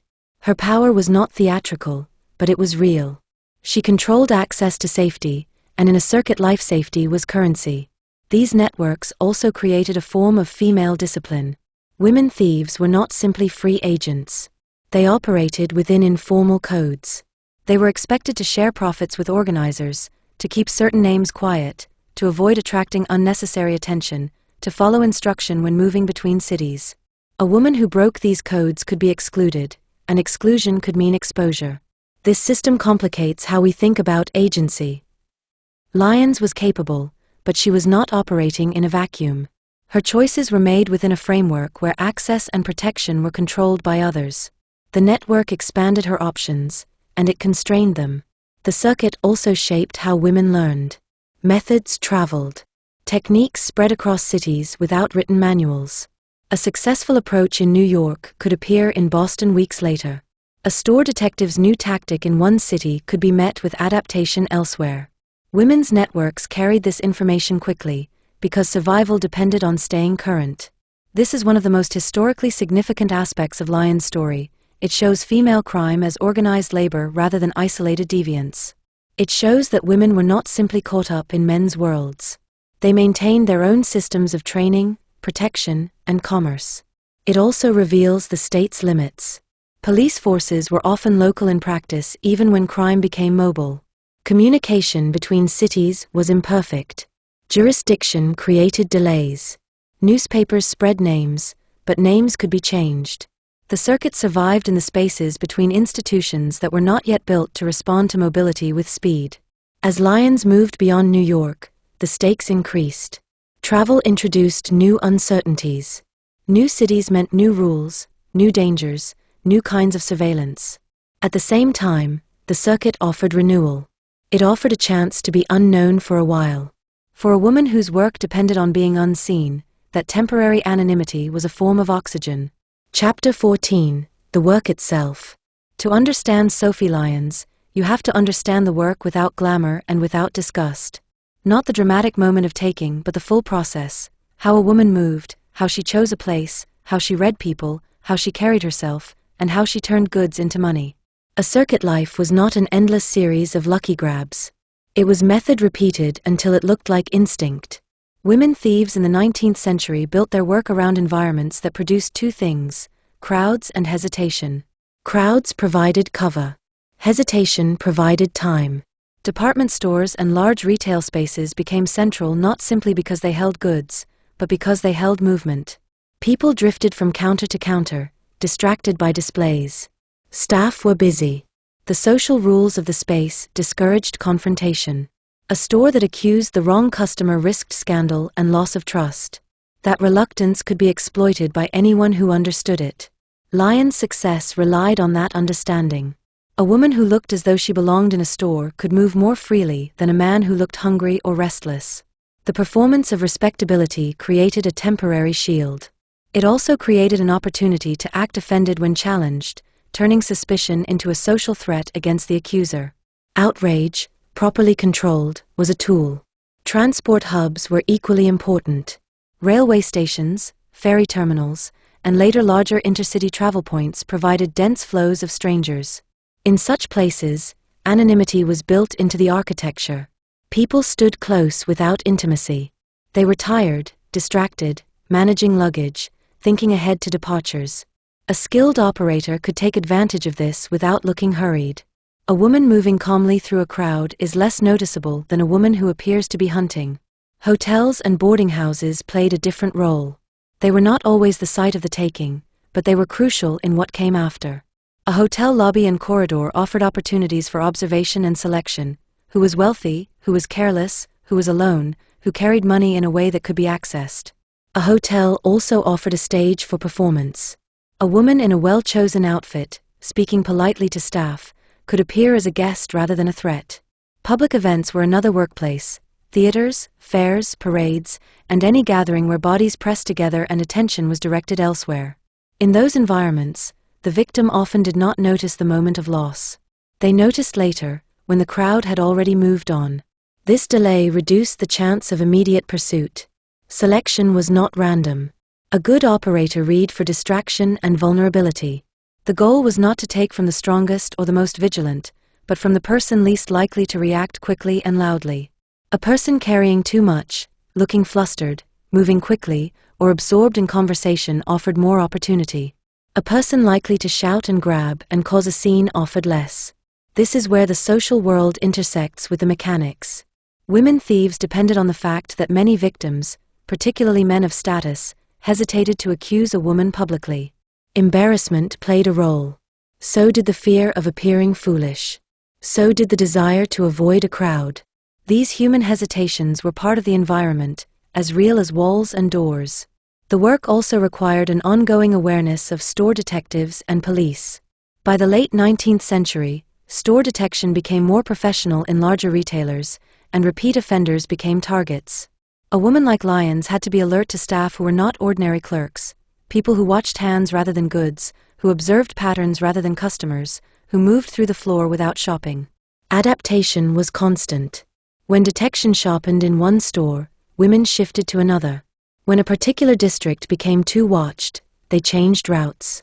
When a face became known, they altered dress, hair, posture, and companions. They used the city's variety as camouflage. This is also why female labor networks mattered so much. The work did not end with taking. A purse, a watch, a piece of jewelry, a bolt of fabric, all became dangerous the moment it was stolen. The thief needed somewhere to go immediately, somewhere goods could be hidden, sorted, and stripped of identifying features. The thief needed a buyer, a fence, or a broker. The thief needed cash, not merely property. Conversion was the hidden center of the trade. It was also where women's networks often held the most power. A fence could decide what something was worth, when it could be moved, and whether a person would be paid fairly or exploited. A woman who controlled access to buyers controlled the thief's survival. She could shelter someone or abandon them. She could warn someone to leave a city or allow them to remain until they were caught. The relationship between thief and organizer was therefore both supportive and coercive. It offered protection and it demanded compliance. It could function like family and it could punish like one. Women also relied on the ordinary appearance of domestic labor to make conversion possible. Stolen cloth could be described as remnants. Jewelry could be explained as family property. A watch could be found. A respectable woman could walk into a pawn shop more easily than a man who looked desperate. She could tell a plausible story. She could leave without drawing attention. This was not simply lying. It was the use of social assumptions as equipment. The work required patience. It required the ability to wait. Many people imagine theft as fast hands, but much of the labor was slow, watching, choosing, following, positioning, and then leaving calmly. The exit mattered as much as the taking. A hurried departure raises suspicion. A calm one blends into the flow. For a woman like Lyons, who became known over time, this calm exit became harder. Recognition disrupted normality. It forced higher levels of disguise and a greater reliance on networks that could provide shelter quickly. It also increased the risk that any mistake would be treated not as a mistake but as proof of incorrigibility. The work changed as the century turned. Cities became more surveilled. Store detection became more organized. Police communication improved. The very features that made the circuit possible, rail travel, faster information, newspaper circulation, also made it harder to remain unknown. A woman working the circuit had to work harder for the same result. This is where the circuit begins to tighten around Lyons. The skills remain, but the environment becomes less forgiving. The labor becomes heavier. The stakes rise. Chapter 15, Accusation. A working life like Sophie Lyons depended on staying just outside the moment of certainty. Suspicion could be tolerated. Rumor could be endured. Even recognition could be managed for a time. What could not be survived repeatedly, without consequence, was proof. Accusation is where the circuit becomes visible. It is the point where private method meets public authority. The first thing to understand about accusation in this era is that it was often messy. Store staff did not always know what they saw. Victims did not always notice the moment of loss. Detectives sometimes acted on instinct and reputation rather than evidence. Police did not always arrive quickly. Witnesses contradicted each other. Crowds confused the story. These uncertainties created openings for a skilled operator. They also created openings for injustice, for the wrong person to be accused, and for the right person to be accused without a case that could be proven. Lyons' long career suggests that she understood these uncertainties intimately. She survived not because she was never caught, but because she could often prevent an accusation from hardening into a conviction. In a department store, accusation began before police were involved. It began with staff attention, the shift in a clerk's gaze, the placement of a detective near a counter, the subtle following that feels like coincidence until it repeats. For a woman working in such spaces, the first task was always to read whether she was being watched, and if so, how closely. Being watched did not necessarily mean immediate danger. It meant the day's work had to change shape. The second task was to control the moment of confrontation. A confrontation in a shop was not only a practical problem. It was a social one. Public accusation carried risk for the store. It could cause a scene. It could invite complaint. It could damage business. For that reason, staff often preferred quiet resolution, the return of goods, a private search, a discreet escort to an office rather than a loud public clash on the floor. A woman who understood this could make confrontation costly. She could raise her voice just enough to attract attention, then lower it into controlled indignation. She could insist on her respectability. She could demand witnesses. She could threaten complaint. She could create a moment where staff had to choose between backing down or escalating into public spectacle. The ability to do this convincingly depended on preparation. Respectable clothing mattered. A steady voice mattered. A manner that suggested entitlement mattered. Even small details, such as how a woman carried herself or how she addressed staff, could shape whether she was treated as customer or suspect. Once the accusation reached police, the performance shifted. Police and courts were not moved by the same social rules as shop staff, but they were influenced by similar expectations about women. A woman who appeared calm and respectable could sometimes be treated with more procedural care than a woman who appeared poor, loud, or unfamiliar. This was not fairness. It was bias in a different direction. Lyons' public cases, where they can be traced, often turn on this edge, the difference between being suspected and being provable. In an era when search practices and evidence handling were less standardized than later periods, small procedural weaknesses could undo a case. A witness might not appear. The chain of custody might be unclear. The identification might be shaky. A skilled lawyer might exploit these gaps. A defendant who knew how to behave might assist by not providing the court with the satisfaction of an obvious villain. This is where accusation becomes its own kind of labor. The work does not end at the moment of being caught. It shifts into negotiation with authority. Women like Lyons learned how to be arrested. They learned which words escalated and which delayed. They learned which expressions signaled defiance and which signaled dignity. They learned how to create doubt without appearing to be calculating. They learned to keep the story of the event unstable long enough that it could not be pinned down. To write this factually, you do not need to claim that Lyons manipulated every situation. You only need to observe what her longevity implies. A career of decades does not survive without repeated encounters with accusation. Survival requires a strategy for those encounters. Female labor networks played a role here too. When accusation became arrest, the immediate needs changed. A woman might need bail quickly. She might need a lawyer. She might need someone to hold belongings. She might need someone to care for a child. She might need a place to go after release. These are not glamorous needs, but they are decisive. In multi-city circuits, these supports required coordination. A woman arrested far from her usual base could not rely on family. She relied on contacts. She relied on information already planted in the next city, who to call on, where to stay, which local figure could intervene. Networks made it possible to recover from accusation and keep moving. But accusation also strained networks. A woman who drew too much attention could become a liability. An organizer might decide to distance herself. A lodging housekeeper might refuse a familiar face if police were asking questions. Protection was not unconditional. It was negotiated. Accusation also produced public narrative. Newspapers did not simply report arrests. They interpreted them. A woman like Lyons could be portrayed as clever, brazen, incorrigible, or tragic depending on the needs of the story. Her clothes might be described in detail. Her manner might be judged. Her femininity might be questioned. The act itself could become secondary to the spectacle of a woman refusing to behave as expected. This is one of the most difficult parts of writing about Lyons without sensationalism. The press material is tempting, and it is often vivid. But vivid does not mean truthful. Much of it was written to entertain and to discipline.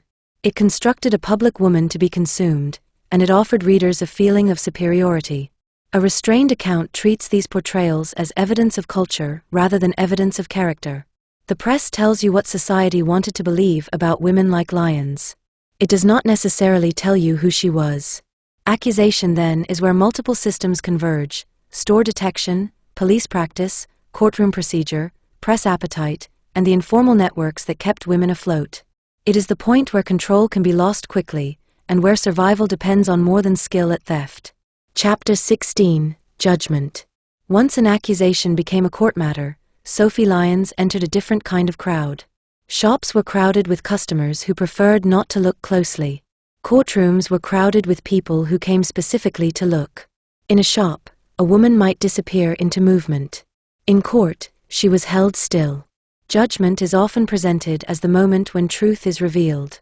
Historically, it is more accurate to treat judgment as the moment when a story is selected. Courts in the 19th century were not neutral instruments. They reflected class assumptions, gender expectations, and the moral priorities of the era. Evidence mattered, but so did demeanor. A woman's posture, clothing, speech, and perceived respectability could influence how her actions were interpreted. In many cases, courts were not simply determining whether a theft occurred.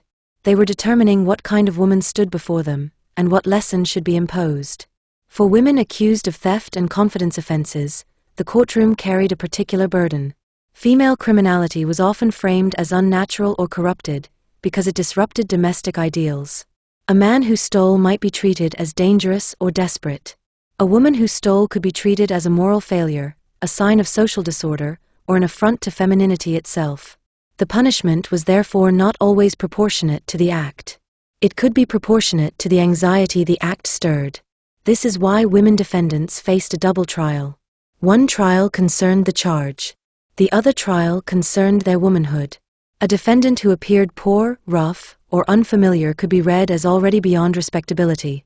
A defendant who appeared well-dressed could be read as more deceptive, because she violated expectations of class behavior.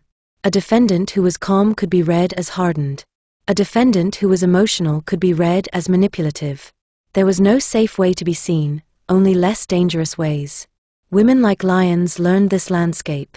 Even without formal education, courtrooms taught quickly. They taught what magistrates tolerated and what they disliked. They taught which kinds of speech earned patience and which earned contempt. They taught when silence was safer and when protest was necessary. Over time, a courtroom became another workplace, governed by rules and cues that could be read and used. A defendant could not control every variable, but she could control some. Appearance was one. Behavior was another. A careful woman could arrive as composed rather than chaotic, as offended rather than frightened, as reasonable rather than defiant. In an era where propriety mattered, a controlled performance could sometimes keep a court from indulging its worst assumptions. This did not erase the underlying bias. It worked within it.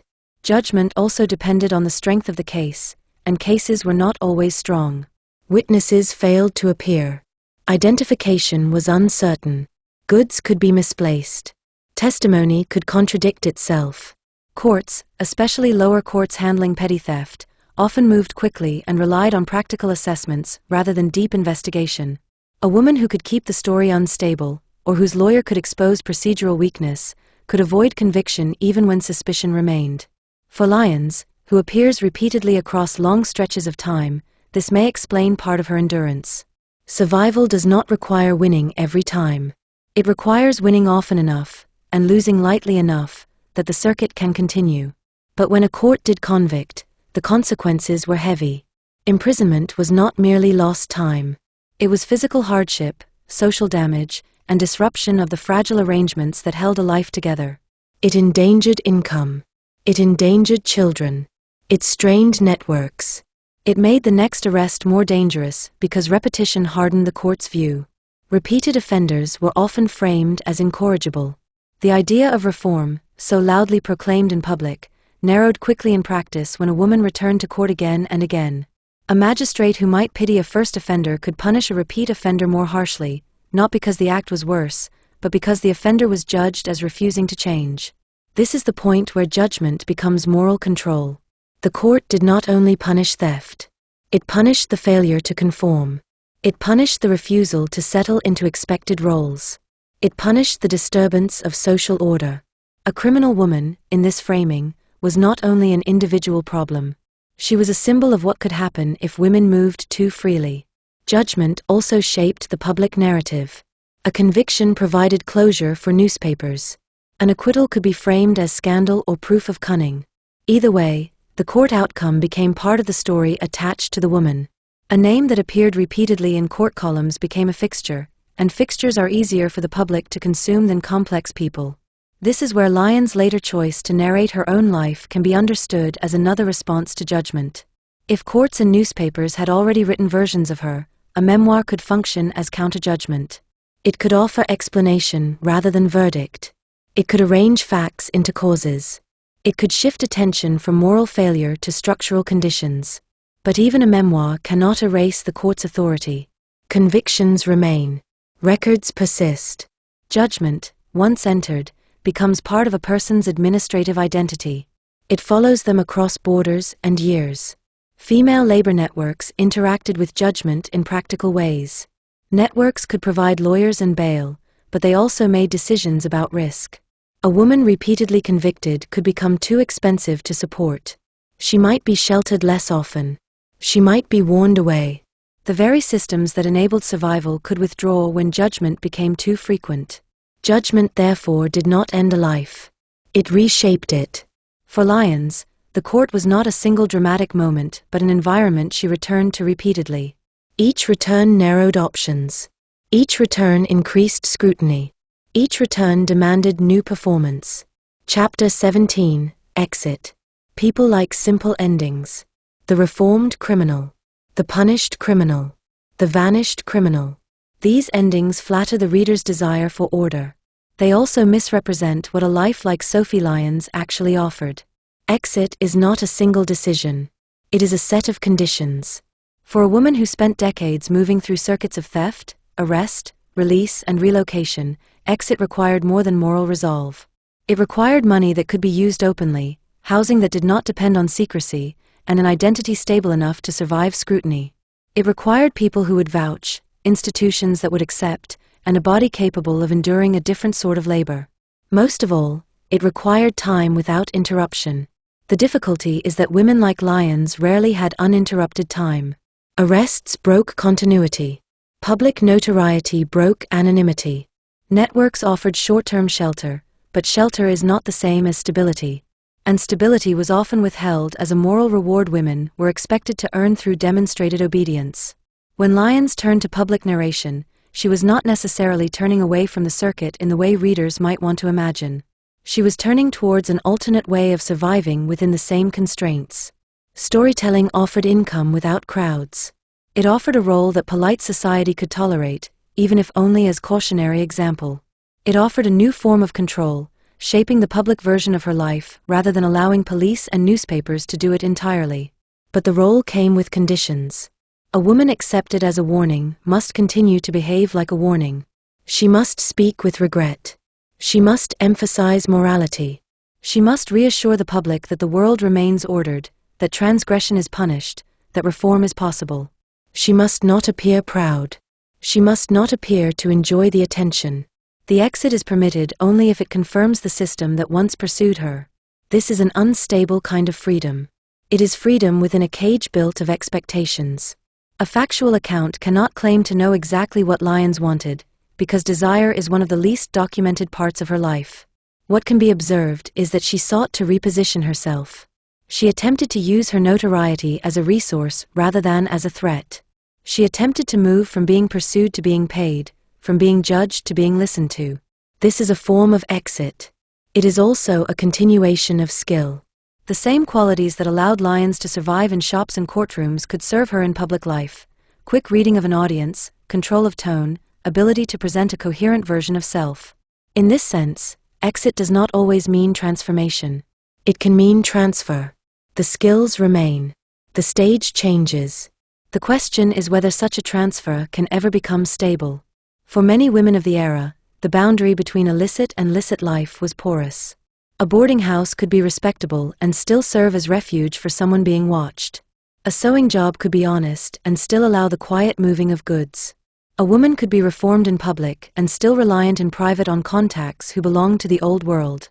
This was not always hypocrisy. Sometimes it was the only available bridge.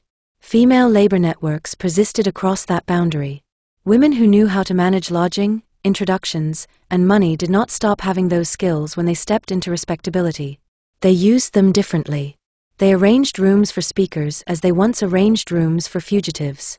They managed reputations as they once managed risk. The labor shifted shape, but it did not vanish. This is why a simple redemption story does not fit. Lyons' life was shaped by conditions that did not disappear when she began to tell her story publicly. Poverty does not disappear because a person regrets. Social distrust does not disappear because a person promises reform. Institutional memory does not disappear because a person changes her name. Exit, then, is a matter of degree. A woman could exit from theft while remaining trapped by the consequences of theft.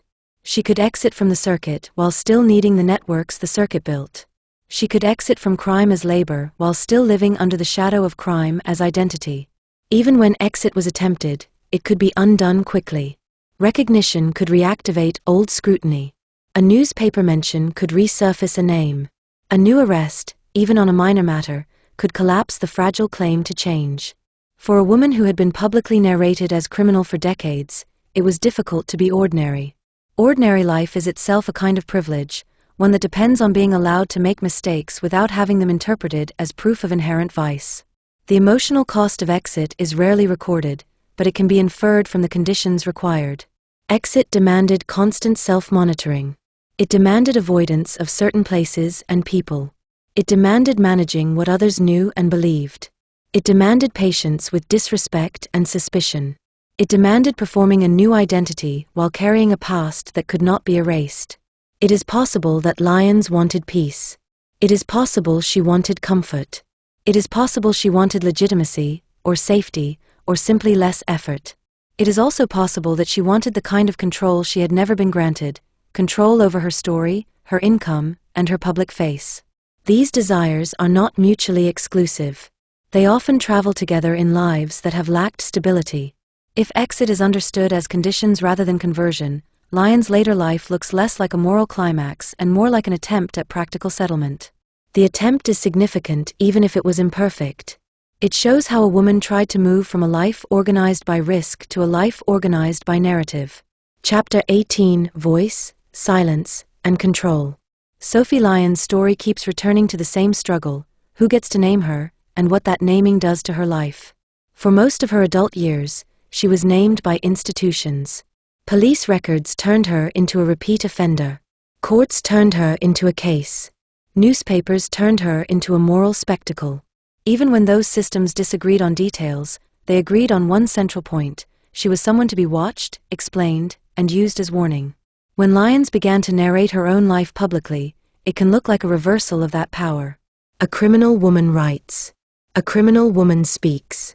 A criminal woman claims the right to explain herself. But voice is not the same as freedom. Voice is a negotiation. A woman like Lyons could not simply tell her story in any way she pleased. She had to tell it in a form that would be accepted, published, and believed. That acceptance came with demands. She had to frame the story as moral instruction. She had to reassure the public that her life proved a lesson rather than undermined the social order. She had to speak in a tone that suggested repentance without collapsing into humiliation. She had to remain interesting without appearing to enjoy interest. This is the first paradox of her public voice. The more readable and acceptable it becomes, the more it risks becoming a product shaped by other people's needs. The second paradox is that silence remains active even when a woman speaks. Lyons wrote about crime as training and labor. She described methods, systems, and the way institutions handled her. She offered scenes that explain how she became who she was. But she offered far less about tenderness, longing, regret, or private affection. She rarely stays in emotional places for long. She moves on. She returns to lesson, to structure, to caution. This pattern can be misread as coldness. It is more accurately read as control. A woman who survived through secrecy does not easily become transparent. She learns to reveal what is useful and conceal what is dangerous. She learns that intimacy can be used against her. She learns that vulnerability invites judgment. When she becomes a public narrator, those habits do not disappear. They become part of the prose. A silent voice narrative does not try to force intimacy where the record does not support it. It does not pretend to understand her private mind better than she did. It treats the silences as part of the evidence. There are different kinds of silence in Lyons' story.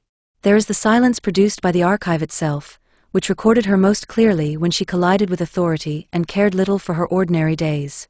There is the silence produced by class, where poor and working women left fewer documents that survive. There is the silence produced by gender, where women's inner lives were not treated as historically significant. There is also Lyons' own silence, the deliberate omission that protects, the controlled narrative that deflects judgment and secures survival. A factual account needs to name these silences rather than disguising them. Lyons' public voice also exists within a marketplace that profits from criminal women. Crime stories sell, regardless of whether they are framed as condemnation or fascination. A woman's confession can be marketed as warning while being consumed as entertainment. The audience can claim moral superiority while enjoying the vividness. This is not a modern problem. It is built into the history of the genre. In that environment, control becomes both necessity and risk. The more control Lyons claims over her story, the more she can be accused of manipulation. The less control she claims, the more she is reduced to an object lesson. The public often demanded that a criminal woman be humble enough to be pitied and shameful enough to be punished again in the telling. Yet audiences also demanded detail. They wanted method, scenes, names, movement. They wanted the inside view. This demand encourages a narrator to trade privacy for attention. Lyons navigated this demand by offering structure more than confession. She could describe systems without surrendering her core self. She could provide lessons without granting the audience the satisfaction of total access. She could appear to disclose while maintaining control over what mattered most. This is not the behavior of a simple moral figure. It is the behavior of someone practiced in survival. Voice also functions as a claim to authority. A woman who has been pursued and judged can attempt to reverse the gaze by becoming the one who warns, the one who instructs, the one who knows. This is another kind of control. It does not erase harm, but it shifts position. It takes a woman from the role of object to the role of speaker. Yet authority granted to women like Lyons was always conditional. A criminal woman could be listened to as long as she remained useful. She could be respected only within the narrow role prepared for her.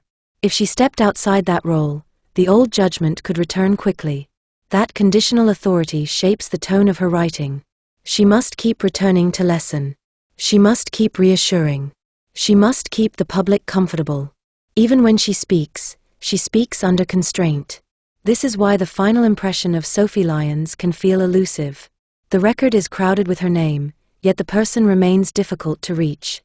The story has many scenes, yet the private self is not fully offered. She is present and guarded at the same time.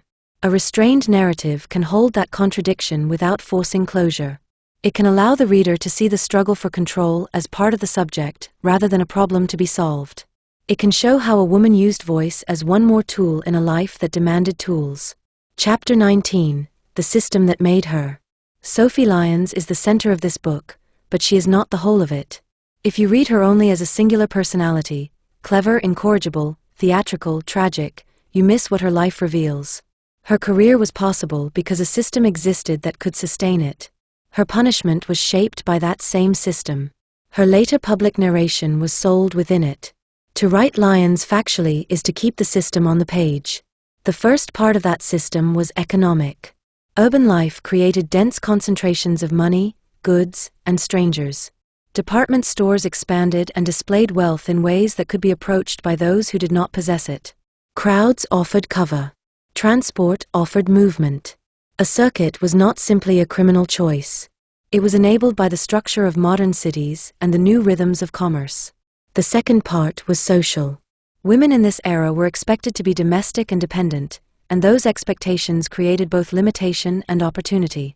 A woman moving alone in public could attract judgment, but a woman who appeared respectable could also attract less immediate suspicion than a man who looked poor or restless.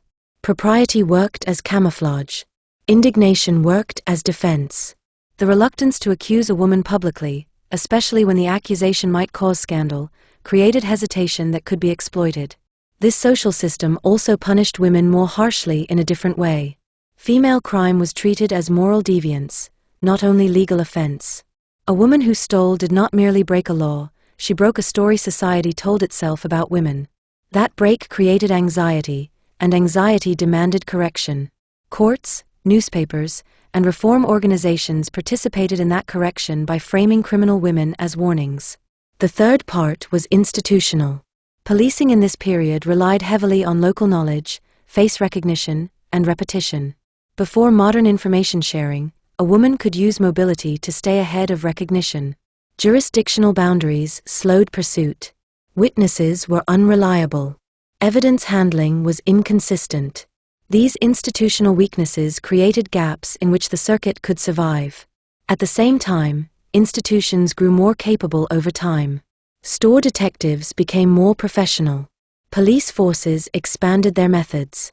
Newspapers spread names and descriptions quickly. Mobility, which had once offered protection, began to carry greater risk because information traveled faster. The fourth part, and one of the most frequently erased, was the female labor network. Women sustained much of the circuit not by standing in crowds with quick hands, but by managing the quieter work that made the theft profitable and survivable. They ran lodging houses and took boarders who paid cash and stayed briefly. They served as introducers, connecting newcomers to buyers, companions, and safe places. They stored goods, arranged sales, and managed money. They held information, who was being watched, which districts were hot, which officers could be bribed, which stores had tightened security. These women could appear ordinary because their work resembled domestic labor. A woman feeding boarders, doing laundry, and keeping accounts could be seen as respectable. That respectability was not incidental. It was operational. These networks were multi-city. The roles repeated across New York, Boston, Philadelphia, Detroit, Montreal, and other centers linked by rail and steamship routes. A woman moving city to city needed a hand waiting at the far end, a room, a contact, a warning, an introduction. The network provided continuity in a life otherwise defined by interruption. The networks also created discipline. Protection was conditional. A woman who brought in money and kept silent might be sheltered. A woman who drew too much attention might be cut loose. Loyalty was often practical rather than sentimental. The network could function like family and punish like one. It could keep a woman alive and also keep her trapped. This is why the word agency must be used carefully.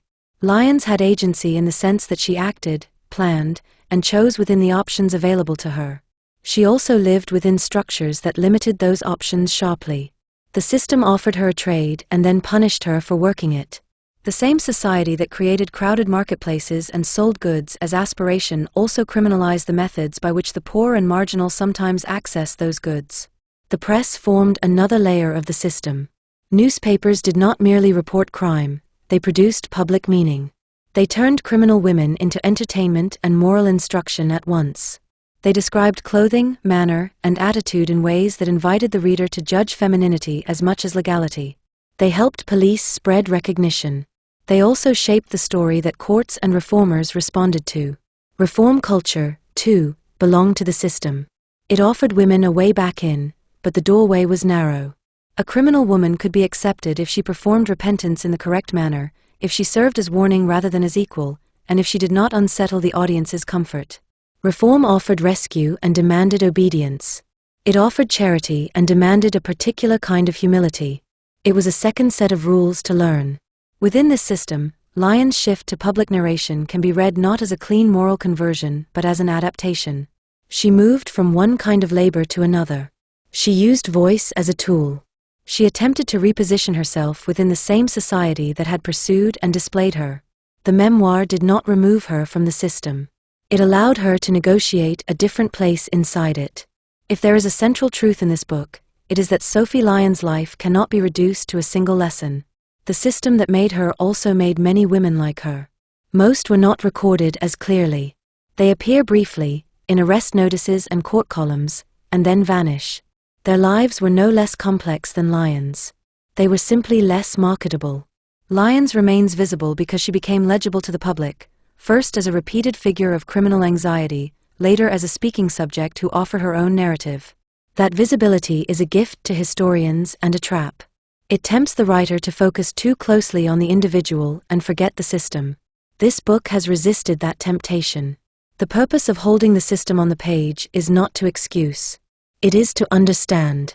It is to show how urban commerce, social expectations, institutional weaknesses, female labor networks, press appetite, and reform culture converge to produce a life like Lyons, pursue it, punish it, and then sell it back to the public as morality.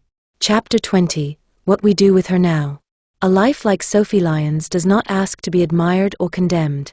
It asks to be read carefully. That is harder than it sounds. Modern true crime has trained many readers to expect clean arcs, innocence to corruption, corruption to punishment, punishment to redemption. Lyons refuses those arcs. She lived too long, moved too often, and adapted too well. Her story does not resolve into a single moral without violence to the record. To read her now is to accept complexity without turning it into entertainment. The first responsibility is accuracy, even when accuracy disappoints. Lyons' life contains contradictions that cannot be resolved fully. Birthplaces shift. Names change. Timelines blur. Even her own writing is selective and shaped by need. A responsible account does not smooth these contradictions for comfort. It leaves them visible and explains why they exist. It does not pretend that certainty is possible where the archive will not allow it. The second responsibility is restraint. Criminal women in the 19th century were often turned into spectacle.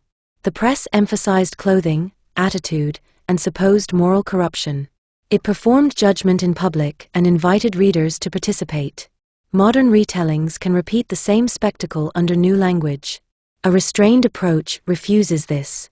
It keeps focus on structure, evidence, and consequence. It does not sensationalize hardship. It does not turn coercion into atmosphere.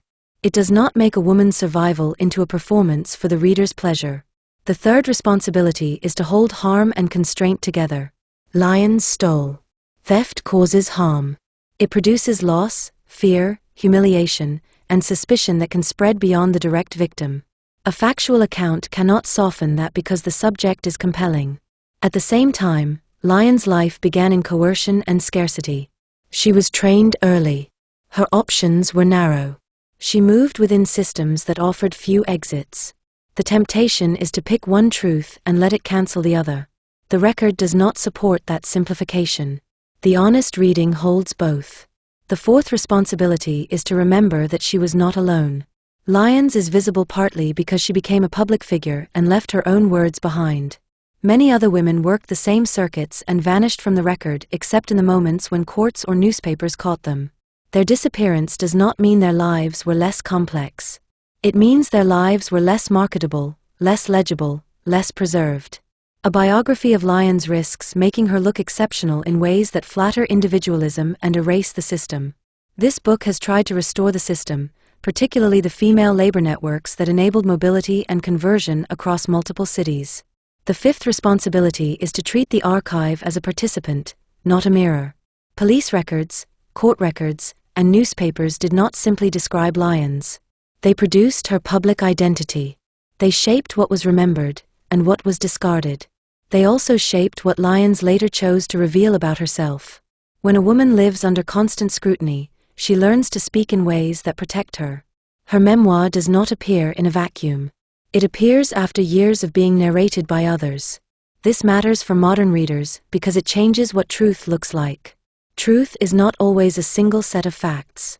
Sometimes truth lies in patterns, how institutions behave, how social expectations constrain, how survival strategies develop, how women move through spaces built to watch them. The sixth responsibility is to be honest about what we want from her story. Readers are often drawn to Lyons because she appears clever and unapologetic, because she outmaneuvered systems that seem designed to crush women. Others are drawn because she can be used as a warning, proof that transgression ends badly. Both impulses can be satisfied by the same material, and that should make us cautious. If a story can be bent easily into opposite morals, the story is not the moral. The system is. The truth is that Sophie Lyons can be read as proof of many things: the flexibility of identity, the labor of respectability, the power of female networks, the limits of policing, the appetite of the press, the narrowness of reform, the ways poverty and coercion shape a life. These truths do not combine into a tidy lesson. They form a landscape. What remains, at the end, is a woman who tried to control her own narrative in a world determined to control it for her. She did not succeed completely, and she did not fail completely either. She left behind a complicated trail of voice and silence, a memoir that offers detail and withholds intimacy, a public persona that seeks authority while remaining constrained by the role society allowed. To read her now is to refuse to finish her story for our own comfort. It is to accept that people can be both shaped by harm and responsible for harm. It is to accept that some lives do not resolve. It is to accept that the archive itself is partial, and that certainty is a privilege.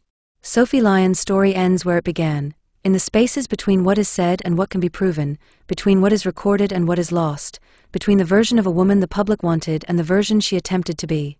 If there is a final question worth keeping, it is not whether Sophie Lyons was good or bad, reformed or incorrigible. It is this: when a woman has survived by never being fully seen, what does it mean to look at her now, and to insist on seeing her as human rather than as lesson? Bibliography. This book draws on a mixed archive of institutional records, contemporary journalism, later historical writing, and Sophie Lyons' own published account. No single source is treated as authoritative on its own.